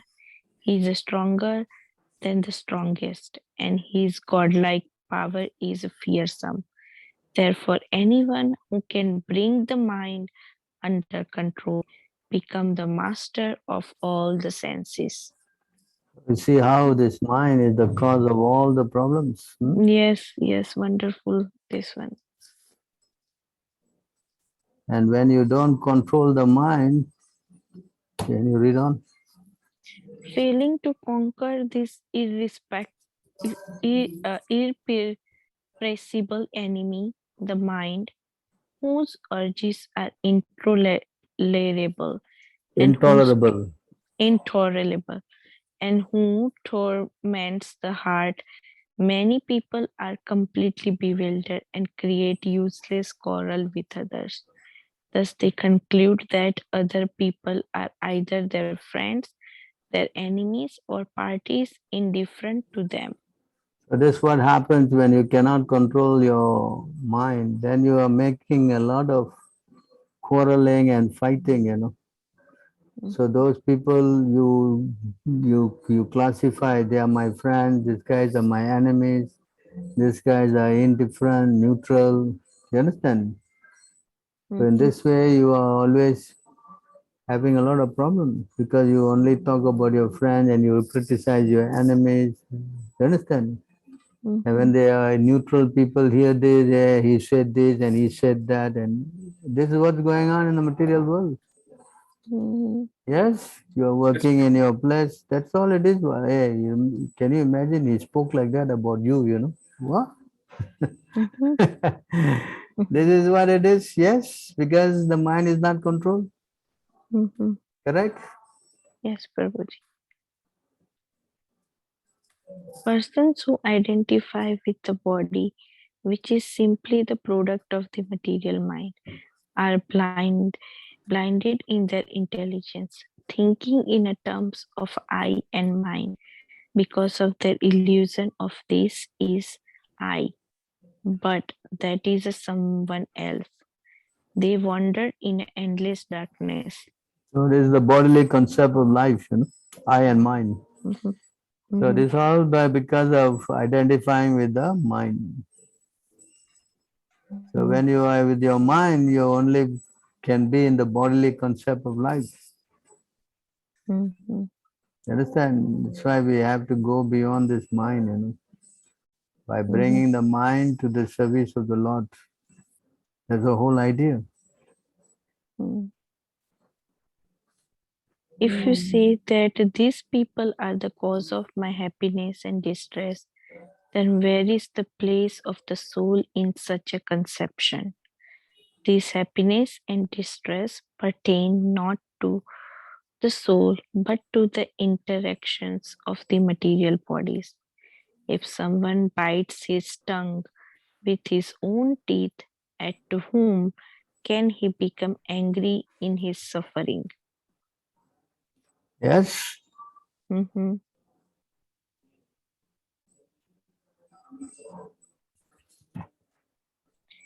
If you say that the demigod who rules the bodily senses cause suffering, still how can such suffering apply to the spirit soul? This acting and being acted upon are merely interactions of the changeable senses and their presiding deities.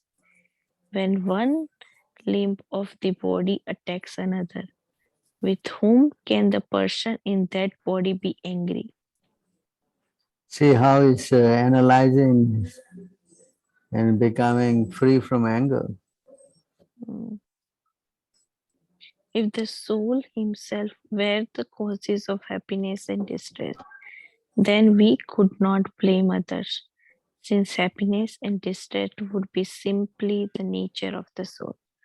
According to this theory, nothing except the soul actually exists, and if we were to perceive something beside the soul, that would be illusion.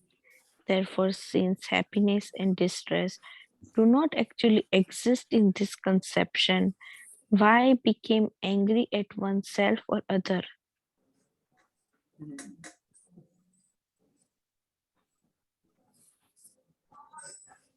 And if we examine the hypothesis that the planets are the immediate cause of the suffering and happiness, then also where is the relationship with the soul, who is eternal?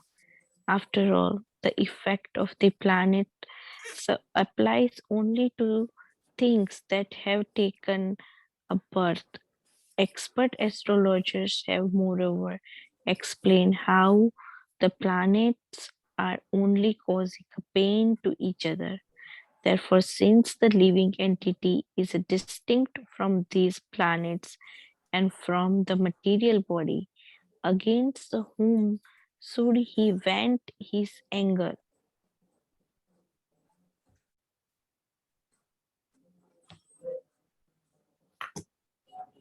If we assume that fruity work is a cause of the happiness and distress, we still are not dealing with the soul.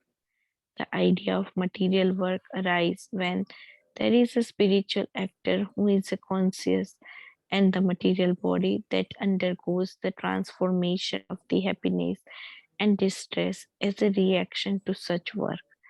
Since the body has no life, it cannot be the actual recipient of happiness and distress, nor can the soul, who is ultimately completely spiritual and aloof from the material body.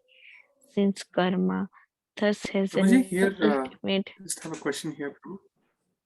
Yeah. Here it says, since the body has no life, it cannot be the actual recipient of happiness and distress. Isn't it the body, Prabhu, that we all experience happiness and distress? Because you identify with the body,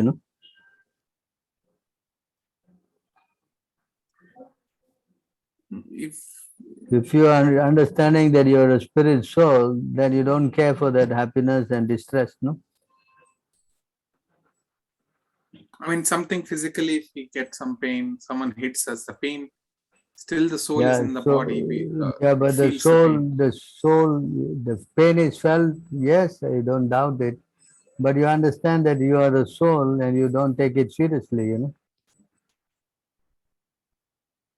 Like theoretically, since body has no life, it cannot be the recipient. Because if you understand that you're a spirit soul, that is a very high realization, like this Brahmin here. You know, they beat him, they do all kind of thing. He doesn't care, you know, because he's on the spiritual platform. You understand? The body may go through the pain and may go through all these things, but he feels indifferent. Understand? Yes, Prabhu. I think that's how Prabhupada was also in the later years, the end of before his disappearance. Also, he went through. Yeah, they become indifferent. No, whatever it is only the body only. I am not the body. You understand? That's why there's another verse, people who are on the spiritual plane, they don't eat, they don't sleep, they don't do all this because they are different from the body. Just like Prabhupada give the example of the coconut which is dry, it's making a sound inside. No, it's detached from the shell. You understand? So when you are spiritually detached, you understand you're not the body, then you don't ascribe to all these bodily necessities anymore, you know.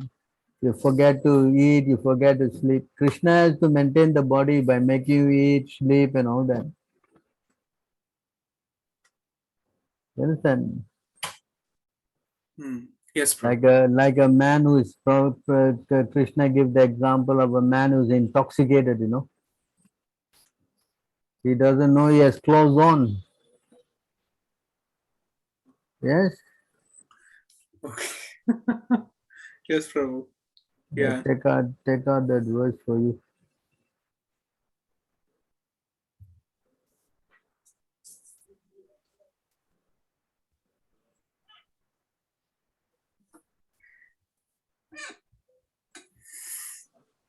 So his verse example is also there. You know.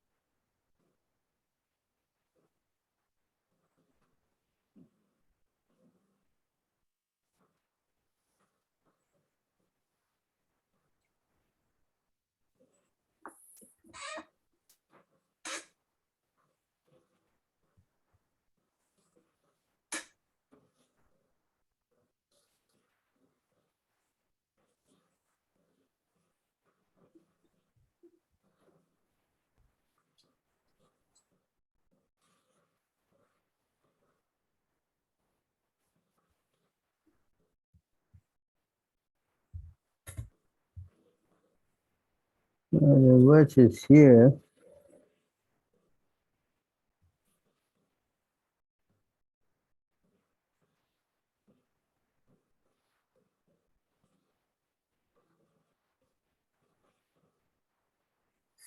Person who's intoxicated doesn't know he has his clothes on, you know.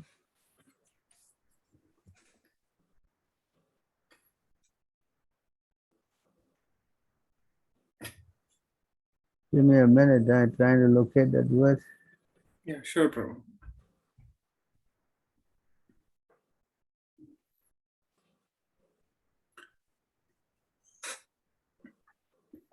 So practically speaking, one who has realized that he's the soul, he's not the body. That means he will not feel any pain or any material bodily pains, or he tolerates them. Prabhu, how? Because he's no more part of the body, you know. So when you're indifferent from the body, you're not bothered whatever happens to the body, you know. But Prabhuji, like when we get sick someday, even like our body having some pain, some sickness, even though in on those days our like we are not able to do our sadhana even properly. So how? Because you're identifying with the body, you know. When you identify with the body, then this thing affects you, you know. Correct? Yes, Oh, I'm tired, I'm sick, you know, I have to rest, you know. You understand? A person who is beyond the body, he doesn't care, no? Yes? yes, Prabhu. So it's not that easy to get this. Correct? Yes, even we do if 2 days service or anything, we do something, work hard. Even though after that we feel like we are tired, we cannot, we need like body need rest, like something like that. Yeah, definitely, because you are with the body, you know. Mm. So you always thinking, oh, you know, I have to take rest, you know. Correct? Yes, Prabhu. But Prabhuji, on not on just on the mental perspective, just in general, our body even get tired, right? With the let's say something hard we are doing, or something like let's say something carrying the very heavy thing, then our body also get tired, or we doing something. All this is because we are still in the neophyte stage, no? Mm. So Prabhu, my our Or, like as I'm Baldev Prabhuji was asking, like question is that in like when we will not identify with body in advanced stages, then body feel pain or not? Body feel like he will assume, he will think like that, that I am a soul, pain is for body, or he will not, he or she will not feel pain. No, you will not identify with the body, you know. The pain may be there, but he's just like a person who received anesthesia, you know. You understand? Any what, Prabhu? CC? Anesthesia means this injection that make your body numb, Yeah. no? Ah, Mm-hmm. You understand? Although there's pain going, but they kill the pain by this injection, no? So you don't feel it, you know. The same way, if a person has become very much spiritual, he doesn't care. He's intoxicated. It's like he's giving this injection, has no more pain, no? It's Understand? like more we think about the body, the more it gives us the trouble, right, Prabhu? Yeah, because you Mhm. identifying with the body, oh, my body, you know, correct? Mm. Because we are now conditioned, no? Mm. Mm. yes, Correct? Prabhu. So for example, Prabhuji, let's say if I say I have a headache, for example, then once if I say that I don't have a headache, like my body has a headache and I am different than my body, at that moment the pain is there, but still uh Oh, the thing is that when you start chanting Hare Krishna, you don't feel the pain. You know. You can make an experiment. When you get into pain, you start chanting. You see how Krishna reduce all the pain. You know. Yes, Prabhu. mm, I think in Hare mm, Krishna challenge book somewhere Prabhupada mentions the test is yeah. if a snake bites it, chant Hare Krishna, you see that the poison will not affect you. Yes. So that is the secret, you know. When you chant, your karma is gone, you know. Mm. We have to learn how to be, that's the whole idea of this Krishna consciousness to become out of this body. Yeah, Yes, Mm, mm, yes, Prabhu. And I correct. think yesterday's Pavitra Mataji's testimony on you, now I realize it. So Mataji said that, till 11:30, 12 o'clock, you were talking about the shlokas or preaching, and then again you woke up at 2:30. Yeah. And Now, Ratha Yatra day, I finished the work at 2 o'clock, you know. 2 o'clock? Yeah, then I wake up, I mean, I just sit on my chair and up again at 2:30, carrying on my whole day again. Hare Krishna, Prabhu. Wow. Okay, now I understand, Prabhu. Yes, body is not the actual recipient. But if you understand, that Krishna's, when you get taste for chanting and all this Krishna consciousness, then why you want to go and sleep through? You want to waste your time, no? The Goswamis are also, they don't sleep all day, correct? Yes, bro. Goswamis. I am not the Goswami, please, don't get me wrong. I'm just saying, I just carry on my service,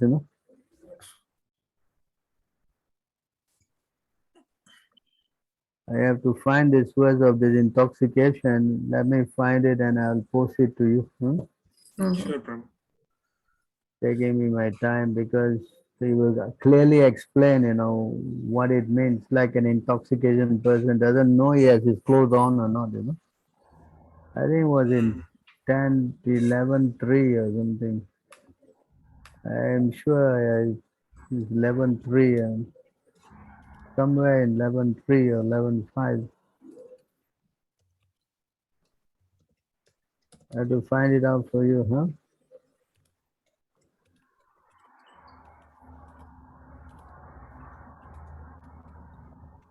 Okay, never mind. I'll find out and post it to you. Sure. Sure, Prabhu. So we go on with this verse. I'm getting late, no, for all of you. Right, carry on reading. If we accept the time as the cause of the happiness and distress, that experience still cannot apply to the spirit soul, since time is manifestation of the Lord's spiritual potency, and the living entity are also expansions of the Lord's spiritual potency, manifesting through time. Certainly, a fire does not burn its own flame or a spark, nor does the cold harm its own snowflakes or the hail. In fact, the spirit soul is the transcendental and beyond the experience of the material happiness and distress, at whom therefore should one become angry.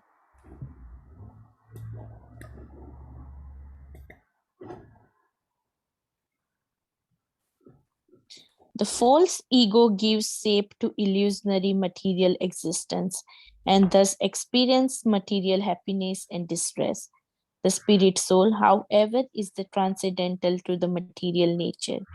He can never actually be affected by the material happiness and distress in any place, under any circumstances, or by the agency of any person.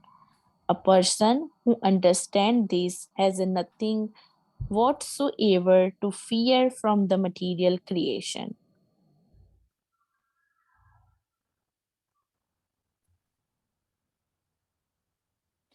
I shall cross over the in, in, insurmountable ocean of the nescience by being firmly fixed in the service of the lotus feet of Krishna. This was approved by the previous acharyas, who were fixed in the firm devotion to the Lord, Paramatma, the Supreme Personality of a Godhead. So this verse is used just before anyone takes sannyas. This verse is chanted. Etam esa staya paratmanistam adhyasitam purvatmehi maharishibi aham tarishyami duranta param tamo mukundangiri misevayeva. So this verse is chanted before someone takes sannyas. So now go back to this verse to explain the point just now.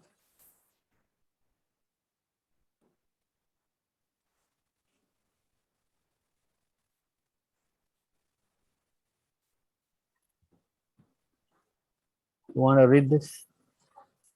Just as a drunken man does not notice if he is wearing his coat or shirt, similarly, one who is perfect in a self realization and has thus achieve his eternal identity, does not notice whether the temporary body is sitting or standing. Indeed, if by God's will the body is finished, or if by God's will he obtained the new body, a self-realized soul does not notice, just as the drunken man does not notice the situation of his outward dress. Wow. Very well. My God. So I think this verse answers that question. Yes, Prabhu. It took me some time to find it because you cannot. Anyway, have Amazing, found Prabhu. this. Amazing. All right, so we go back again. Where was that verse? 11:13:36.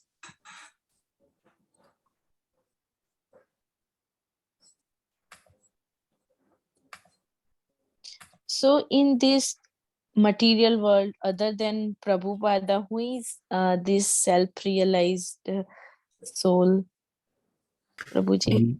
His Maybe graceful you. Gopal Prabhu. Maybe you.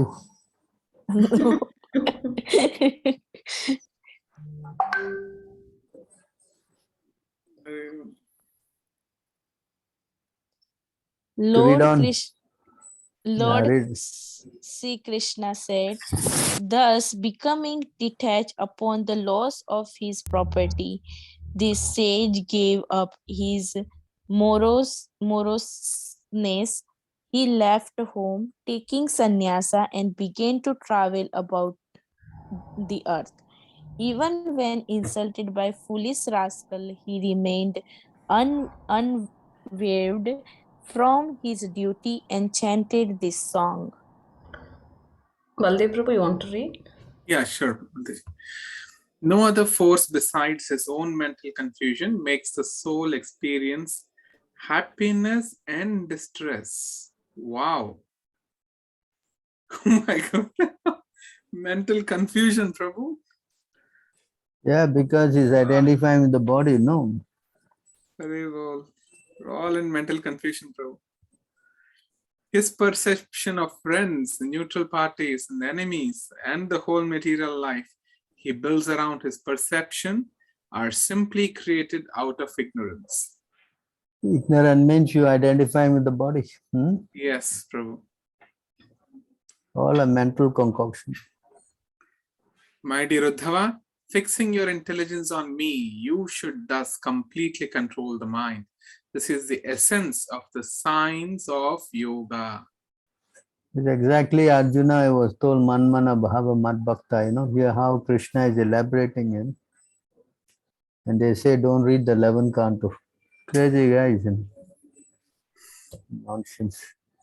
Anyone who listens to or recites to others this song of the sannyasi, which presents scientific knowledge of the absolute and who thus meditates upon it with full attention, will never again be overwhelmed by the dualities of material happiness and distress. Right, so this ends the chapter. I think you understood. Yes, Prabhu. So, any more questions? Finish, yeah?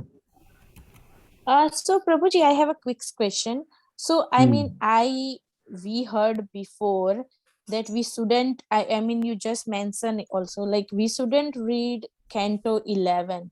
So is that true? We can read it, right?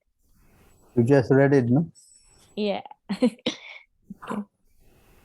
So you shouldn't read it?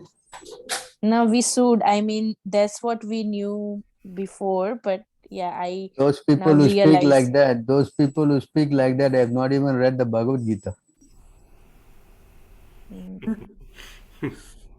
Yes? Yes, Prabhu. You're asking me so many questions I have to take from so many places, and most of the places I take is 11 canto. Correct? Yes, Prabhu. Yeah, because we never touched this part before this. We don't know So then much. you see how Krishna says to Uddhava There's some things that I have not spoken. I've spoken to you. I want you to take this knowledge to Badrinath, and give it to all the sages. Huh? Understand? Because it's more complete in the 11th canto. So we shouldn't read. I'll give you an example. This was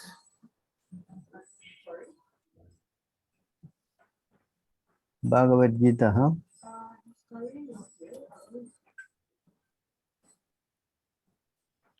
Kirtida Mataji, your question to people who are self-realized other than Srila Prabhupada, you can see how our Sundar Gopal Prabhu is like, he's not at all conscious of anything except, always thinking of Krishna. And like now, this is a best example when he's explaining also, he's not even thinking of anything. He's just keep on going on and on and on.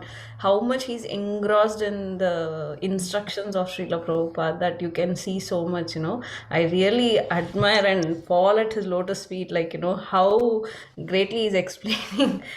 We are so much, Prabhu, we are so fortunate to get your association, Prabhu.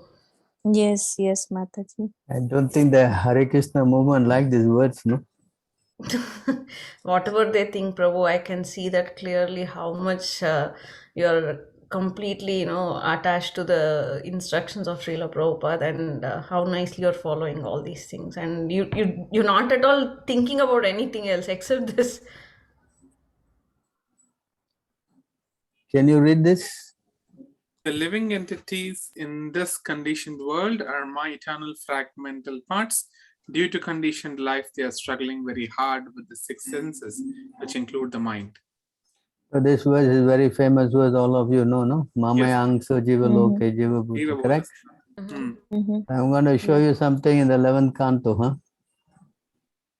It's the same thing, huh?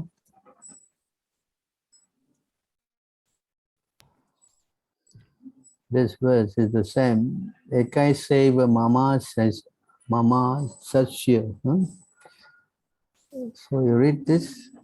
O most intelligent Uddhava, the living entity called Jiva is part and parcel of me, but due to ignorance, he has been suffering in material bondage since time immemorial. By knowledge, however, he can be liberated. Wow. Same. It's the same verse, is it not?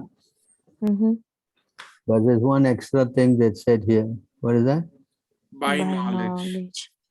So you read Bhagavad Gita, you will only understand your suffering. But you don't read the 11th canto, you don't know how to come out. So you don't read the 11th canto, you carry on suffering. Huh? Otherwise, why would a guide go on earning money, more money, and give it to our temples? Don't know many things. There's so many information there in the 11th canto. You understand? So I'm just quote you one example. Okay, another one I show you. There is verse that you always read, Okay? Yes?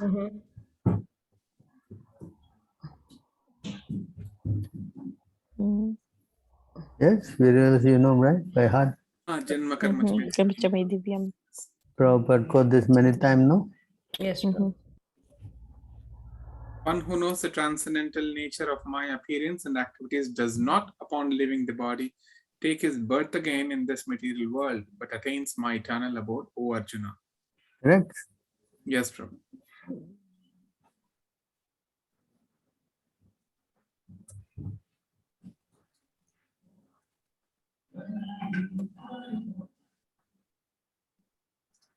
You want to read this? One who has obtained pure devotion service by association with my devotees always engages in worshipping me. Thus, where he very easily goes to my abode, which is revealed by my pure devotees. Whoa. So when you Krishna say, you remember me and my activities, you go back, it's not so simple, How to go back? Yes. His You answer is here. Yeah. Unless you associate with the pure devotees. I mean, to talk about Shastra, I'm just showing you why it's so important. You think it's not It's important? amazing. Yeah? You want me to go on and on and on? I mean, I have whole day I can do this. Another famous verse you chant. Yeah. We never read, I mean, we never ever read 11 canto It's before, so it's no, really it's amazing. surprising to us. Yeah, it's Yeah, really there's nice. another famous verse you all chant, right? Devi Yeah, esa Daivike gunamaya Shakti. mama maya turatyaya mameva papadyante maya me tantaranti. Correct? Yeah, I'm sure you know this by heart, right? Yes, Yes. Prabhu.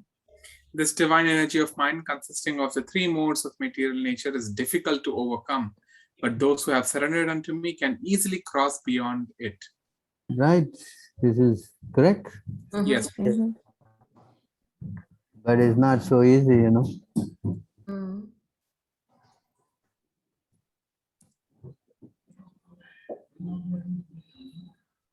My dear Uddhava, I am personally the ultimate shelter and way of life for saintly liberated persons. And thus, if one does not engage in my devotion, my loving devotion service, which is made possible by associating with my devotees, then for all practical purposes, one possesses no effective means for escaping from material existence. Whoa.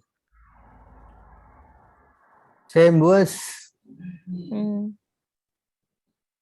understand? Yes, Prabhu. Krishna is not a fool, Gives you very basic thing in the Gita. That's why Prabhupada always say Bhagavad Gita is ABC, You understand? Yes. So we have to know the importance of associating with the proper devotees. Then yes, he said here, there's no effective, one possesses no effective means for escaping from material existence. You cannot get out if you don't surrender to the devotees. It's not possible. The right kind of devotees. When we say devotees, not any guy. True. Follow. Yes. Yes, Prabhu. So you think that the 11th canto is not important? Very No. important. Very important. You read the Nectar of Devotion, Rupa Goswami is quoting everything from 11th canto. You go read. So many things are there, Yes. Yes, true. Unless you understand, and you read, that now also you have to read with the help of a devotee. You can read now, you will get really tired of it. Because when I first read 11 Canto, I refused to read again, It was like very difficult to get into it, understand it, So I carried on reading, and then slowly everything became so clear, And I could see this verse, that verse, so many verses. It was amazing, I guess Prabhupada revealed all that to me. Can I only say that, no? Otherwise, how else to understand? I cannot say anything more than that, because unless it's revealed, it is impossible to understand, no? True, true. Yesha deve para bhakti yata deve tata guru, no? Tasya. Automatically is revealed. Otherwise, how? You tell me how to find all these things. I mean, look, I'm not a Sanskrit scholar, Prabhuji, you know all the connection between all the verses. And do There's you so much. read purport also, Prabhu, for 11th and 12th canto? I read the purport because it is given by the acharyas, no? Commentary, It's very important. Sometimes the commentaries are very important, Okay, give you an example. Yeah, Vishwanath Chakravarti Thakur Yeah, says. Madhvacharya and other acharyas used to show us. Thakur. Yeah, so here in this verse, I think it's 10, 14, 8, Tate Vinu Kampartam, no? Yes. Yeah. So many times they ask this question, why devotees are suffering, So yeah, in this verse, yeah, you can read this, see. The One word, who is to him is no longer liable to suffer the reaction of his karma. Can you follow? Devotee who fully Right. surrenders into him. Right. Yes, Prabhu. Okay. However, because in his mind a devotee may still maintain remnants of his previous sinful mentality, the Lord removes the last vestiges of the enjoyment spirit by giving his devotee punishment that may sometimes resemble sinful reaction. The purpose of the entire creation God to rectify the living and its tendencies to enjoy without the Lord. And therefore, the particular punishment given for a sinful activity is specifically designed to curtail the mentality that produced the activity. Although a devotee has surrendered to the Lord in devotional service, surrendered to the Lord in devotional service, until he is completely perfect in Krishna consciousness, he may maintain a slight inclination to enjoy false happiness of this world. The Lord therefore creates a particular situation to eradicate this remaining enjoying spirit. The unhappiness suffered by a sincere devotee is not technically karmic reaction, it is rather the Lord's special mercy for inducing the devotee to completely let go of the material world and return home back to God. Understand? So this is the purport by Sridhar Maharaj, Swami. So the purport is so important because, sometimes people ask, how come your devotee, you say it is initiated, is no more karma, then why is he suffering? You understand? So this is the explanation for that. Because Wonderful explanation. so like that, you have to read the purport also. You don't read, then how you understand? Huh? Hello. Acharya's commentary is very important. Anyway, those who don't want to read, I have no objection. No. If they want to be dull like a stone, forget it. You go ahead. No. Yes. Yes, true. Someone wants to know, then yeah. Otherwise, how you explain things? How you're going to explain? It's not there in Prabhupada's purport. Where? Tell me. Yes, true. You know any purport Prabhupada said this? No. No? Correct. So without the explanation of Acharya, how you understand? And people who become devotees, they're suffering. They say, wow, how come he's suffering? They think, oh, all these statements are not correct. No? Yes? Yes, true. So we have to know how to help everybody with all their doubts. Prabhu, Sridhar Swami is different from Sridhar Maharaj, right? This is someone else. This one is the original Sridhar Swami that even Chaitanya Mahaprabhu refers to him, no? Oh. He told Vallabhacharya, you don't accept Sridhar, then you are a prostitute. Okay, now I got it, Prabhu. Yes, which Sridhar Swami? Yes. Yes. He's the foremost. His commentary is accepted as first, You understand? Very salted devotee. The great devotee of nourishing others, It's all of them are extraordinary personalities. So when we hear them and relate, then yes, maximize your understanding. That's how you have to preach, not just speak some stories, some guy, went to the shop and saw Krishna's picture without shoes. And he wanted to buy some shoes for Krishna. And this guy is becoming a big preacher in their camp. When you speak means you teach, You teach when they should learn. Understand? Then they can also explain to others. Like now, I'm preaching to all of you. Then you all are also conducting classes. So you also know. With confidence, Maybe you do not know where to find the verses, but at least you know. Yeah, yes, Prabhu, agree. Yes, Anand. So that is association. Now I see I train all of you up, and everywhere they're giving classes, different language here, there. Why? Because you hear. If you don't hear properly, then how you can preach? Yes. And that is main association, to train someone, to uplift them with knowledge. Just now we heard no the verse by knowledge, therefore revealed to them by the knowledge, correct? Mm-hmm. Then they go back to the spiritual world. Mm-hmm. Yes. Yes? Mm-hmm. So without that revelation is very difficult. So you have to associate with people who can help, you know. You build up your spiritual confidence. That way you preach also boldly. Mm. But you don't know, then what to do? Mm. Then you talk like, you know, dogs and cats story, you know. Mm. You Prabhu, will follow? a devotee automatically be indifferent to any distress or happiness that he receives from the Lord as punishment? Yes, the devotees always think like that.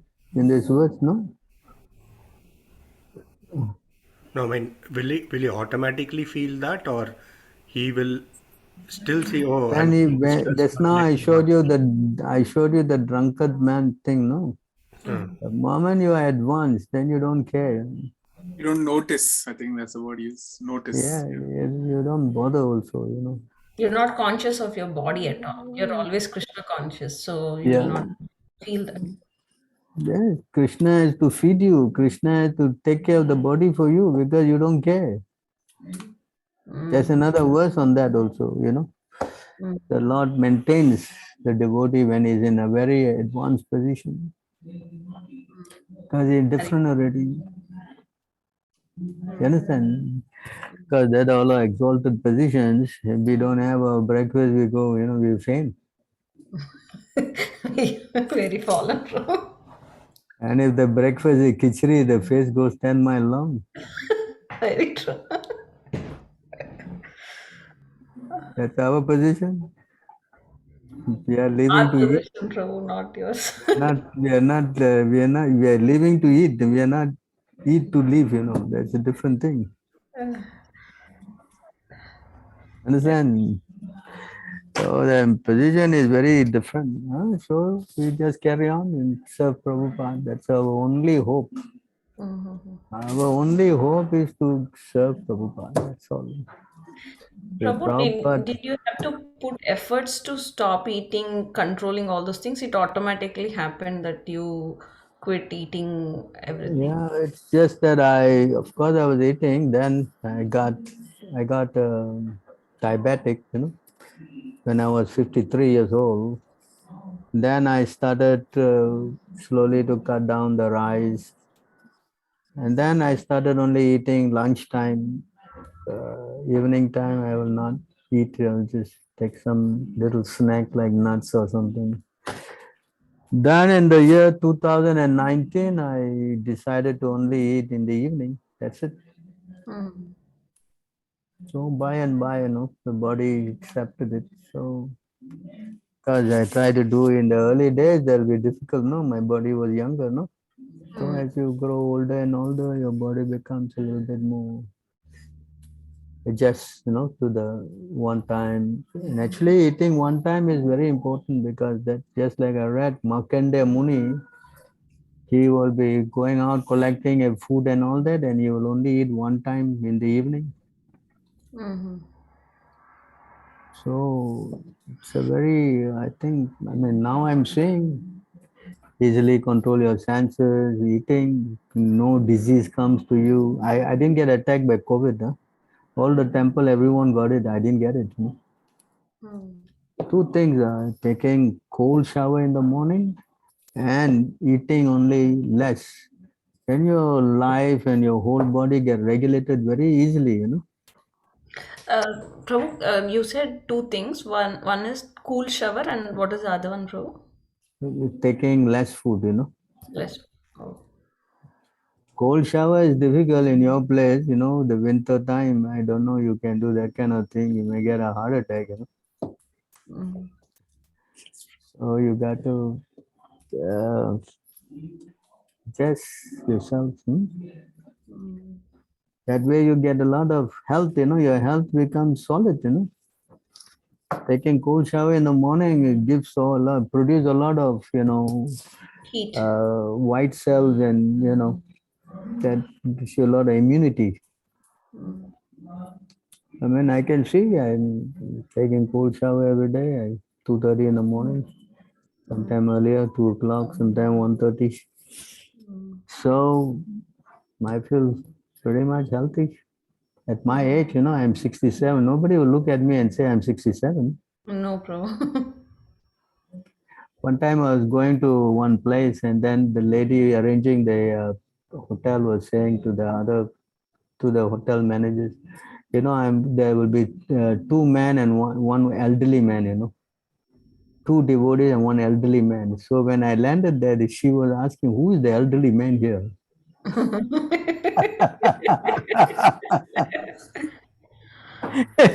She was thinking a guy will be in a cane or something. I mean, this is how you keep your age, Prabhupada also said that.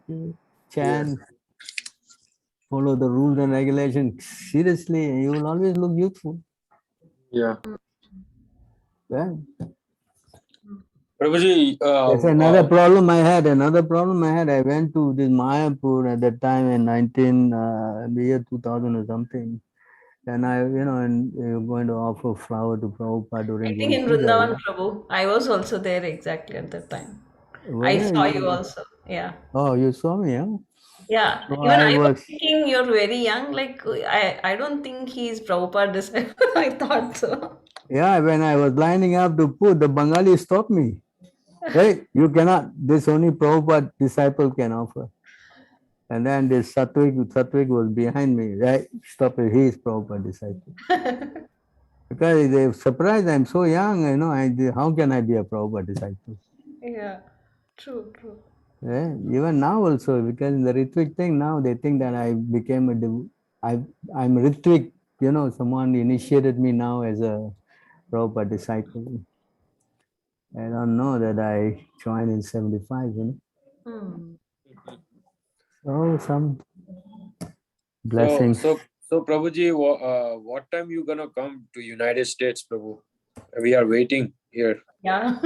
Well, when your American lift up the vaccination rule, Uh, we are dying to meet you, Prabhu.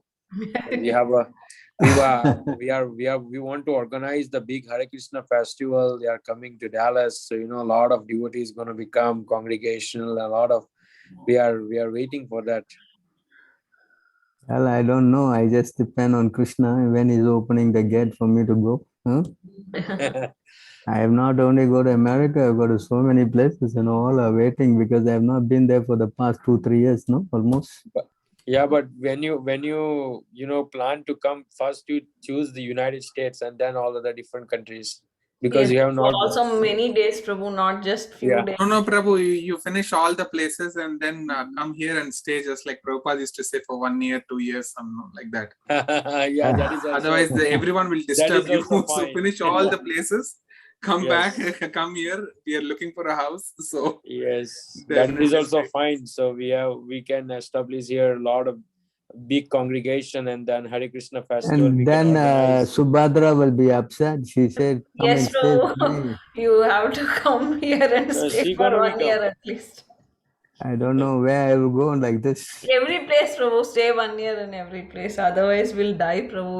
Simply, If I we are stay in every completing place, sense gratification. if I Unless, stay in every place 1 year, I think the other places all will collapse. I don't. After 1 year, I don't have any other place to go.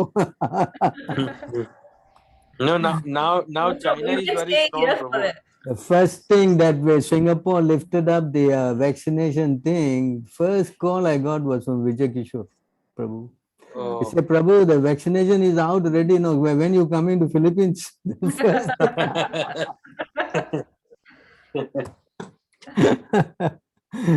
So, I mean, looks like we have to wait for some more time when finally everything is clear.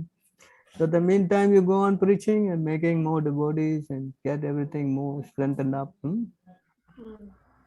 Because they can always associate me with this Zoom call. I'm always available. So it's going to be 12 o'clock. We spend more than 3 hours with you. No, Prabhuji, now China is very strong, Prabhu. Nimai Nidai Prabhu is there. Tattoit Prabhu is there in Singapore. So now United States, you need Prabhu.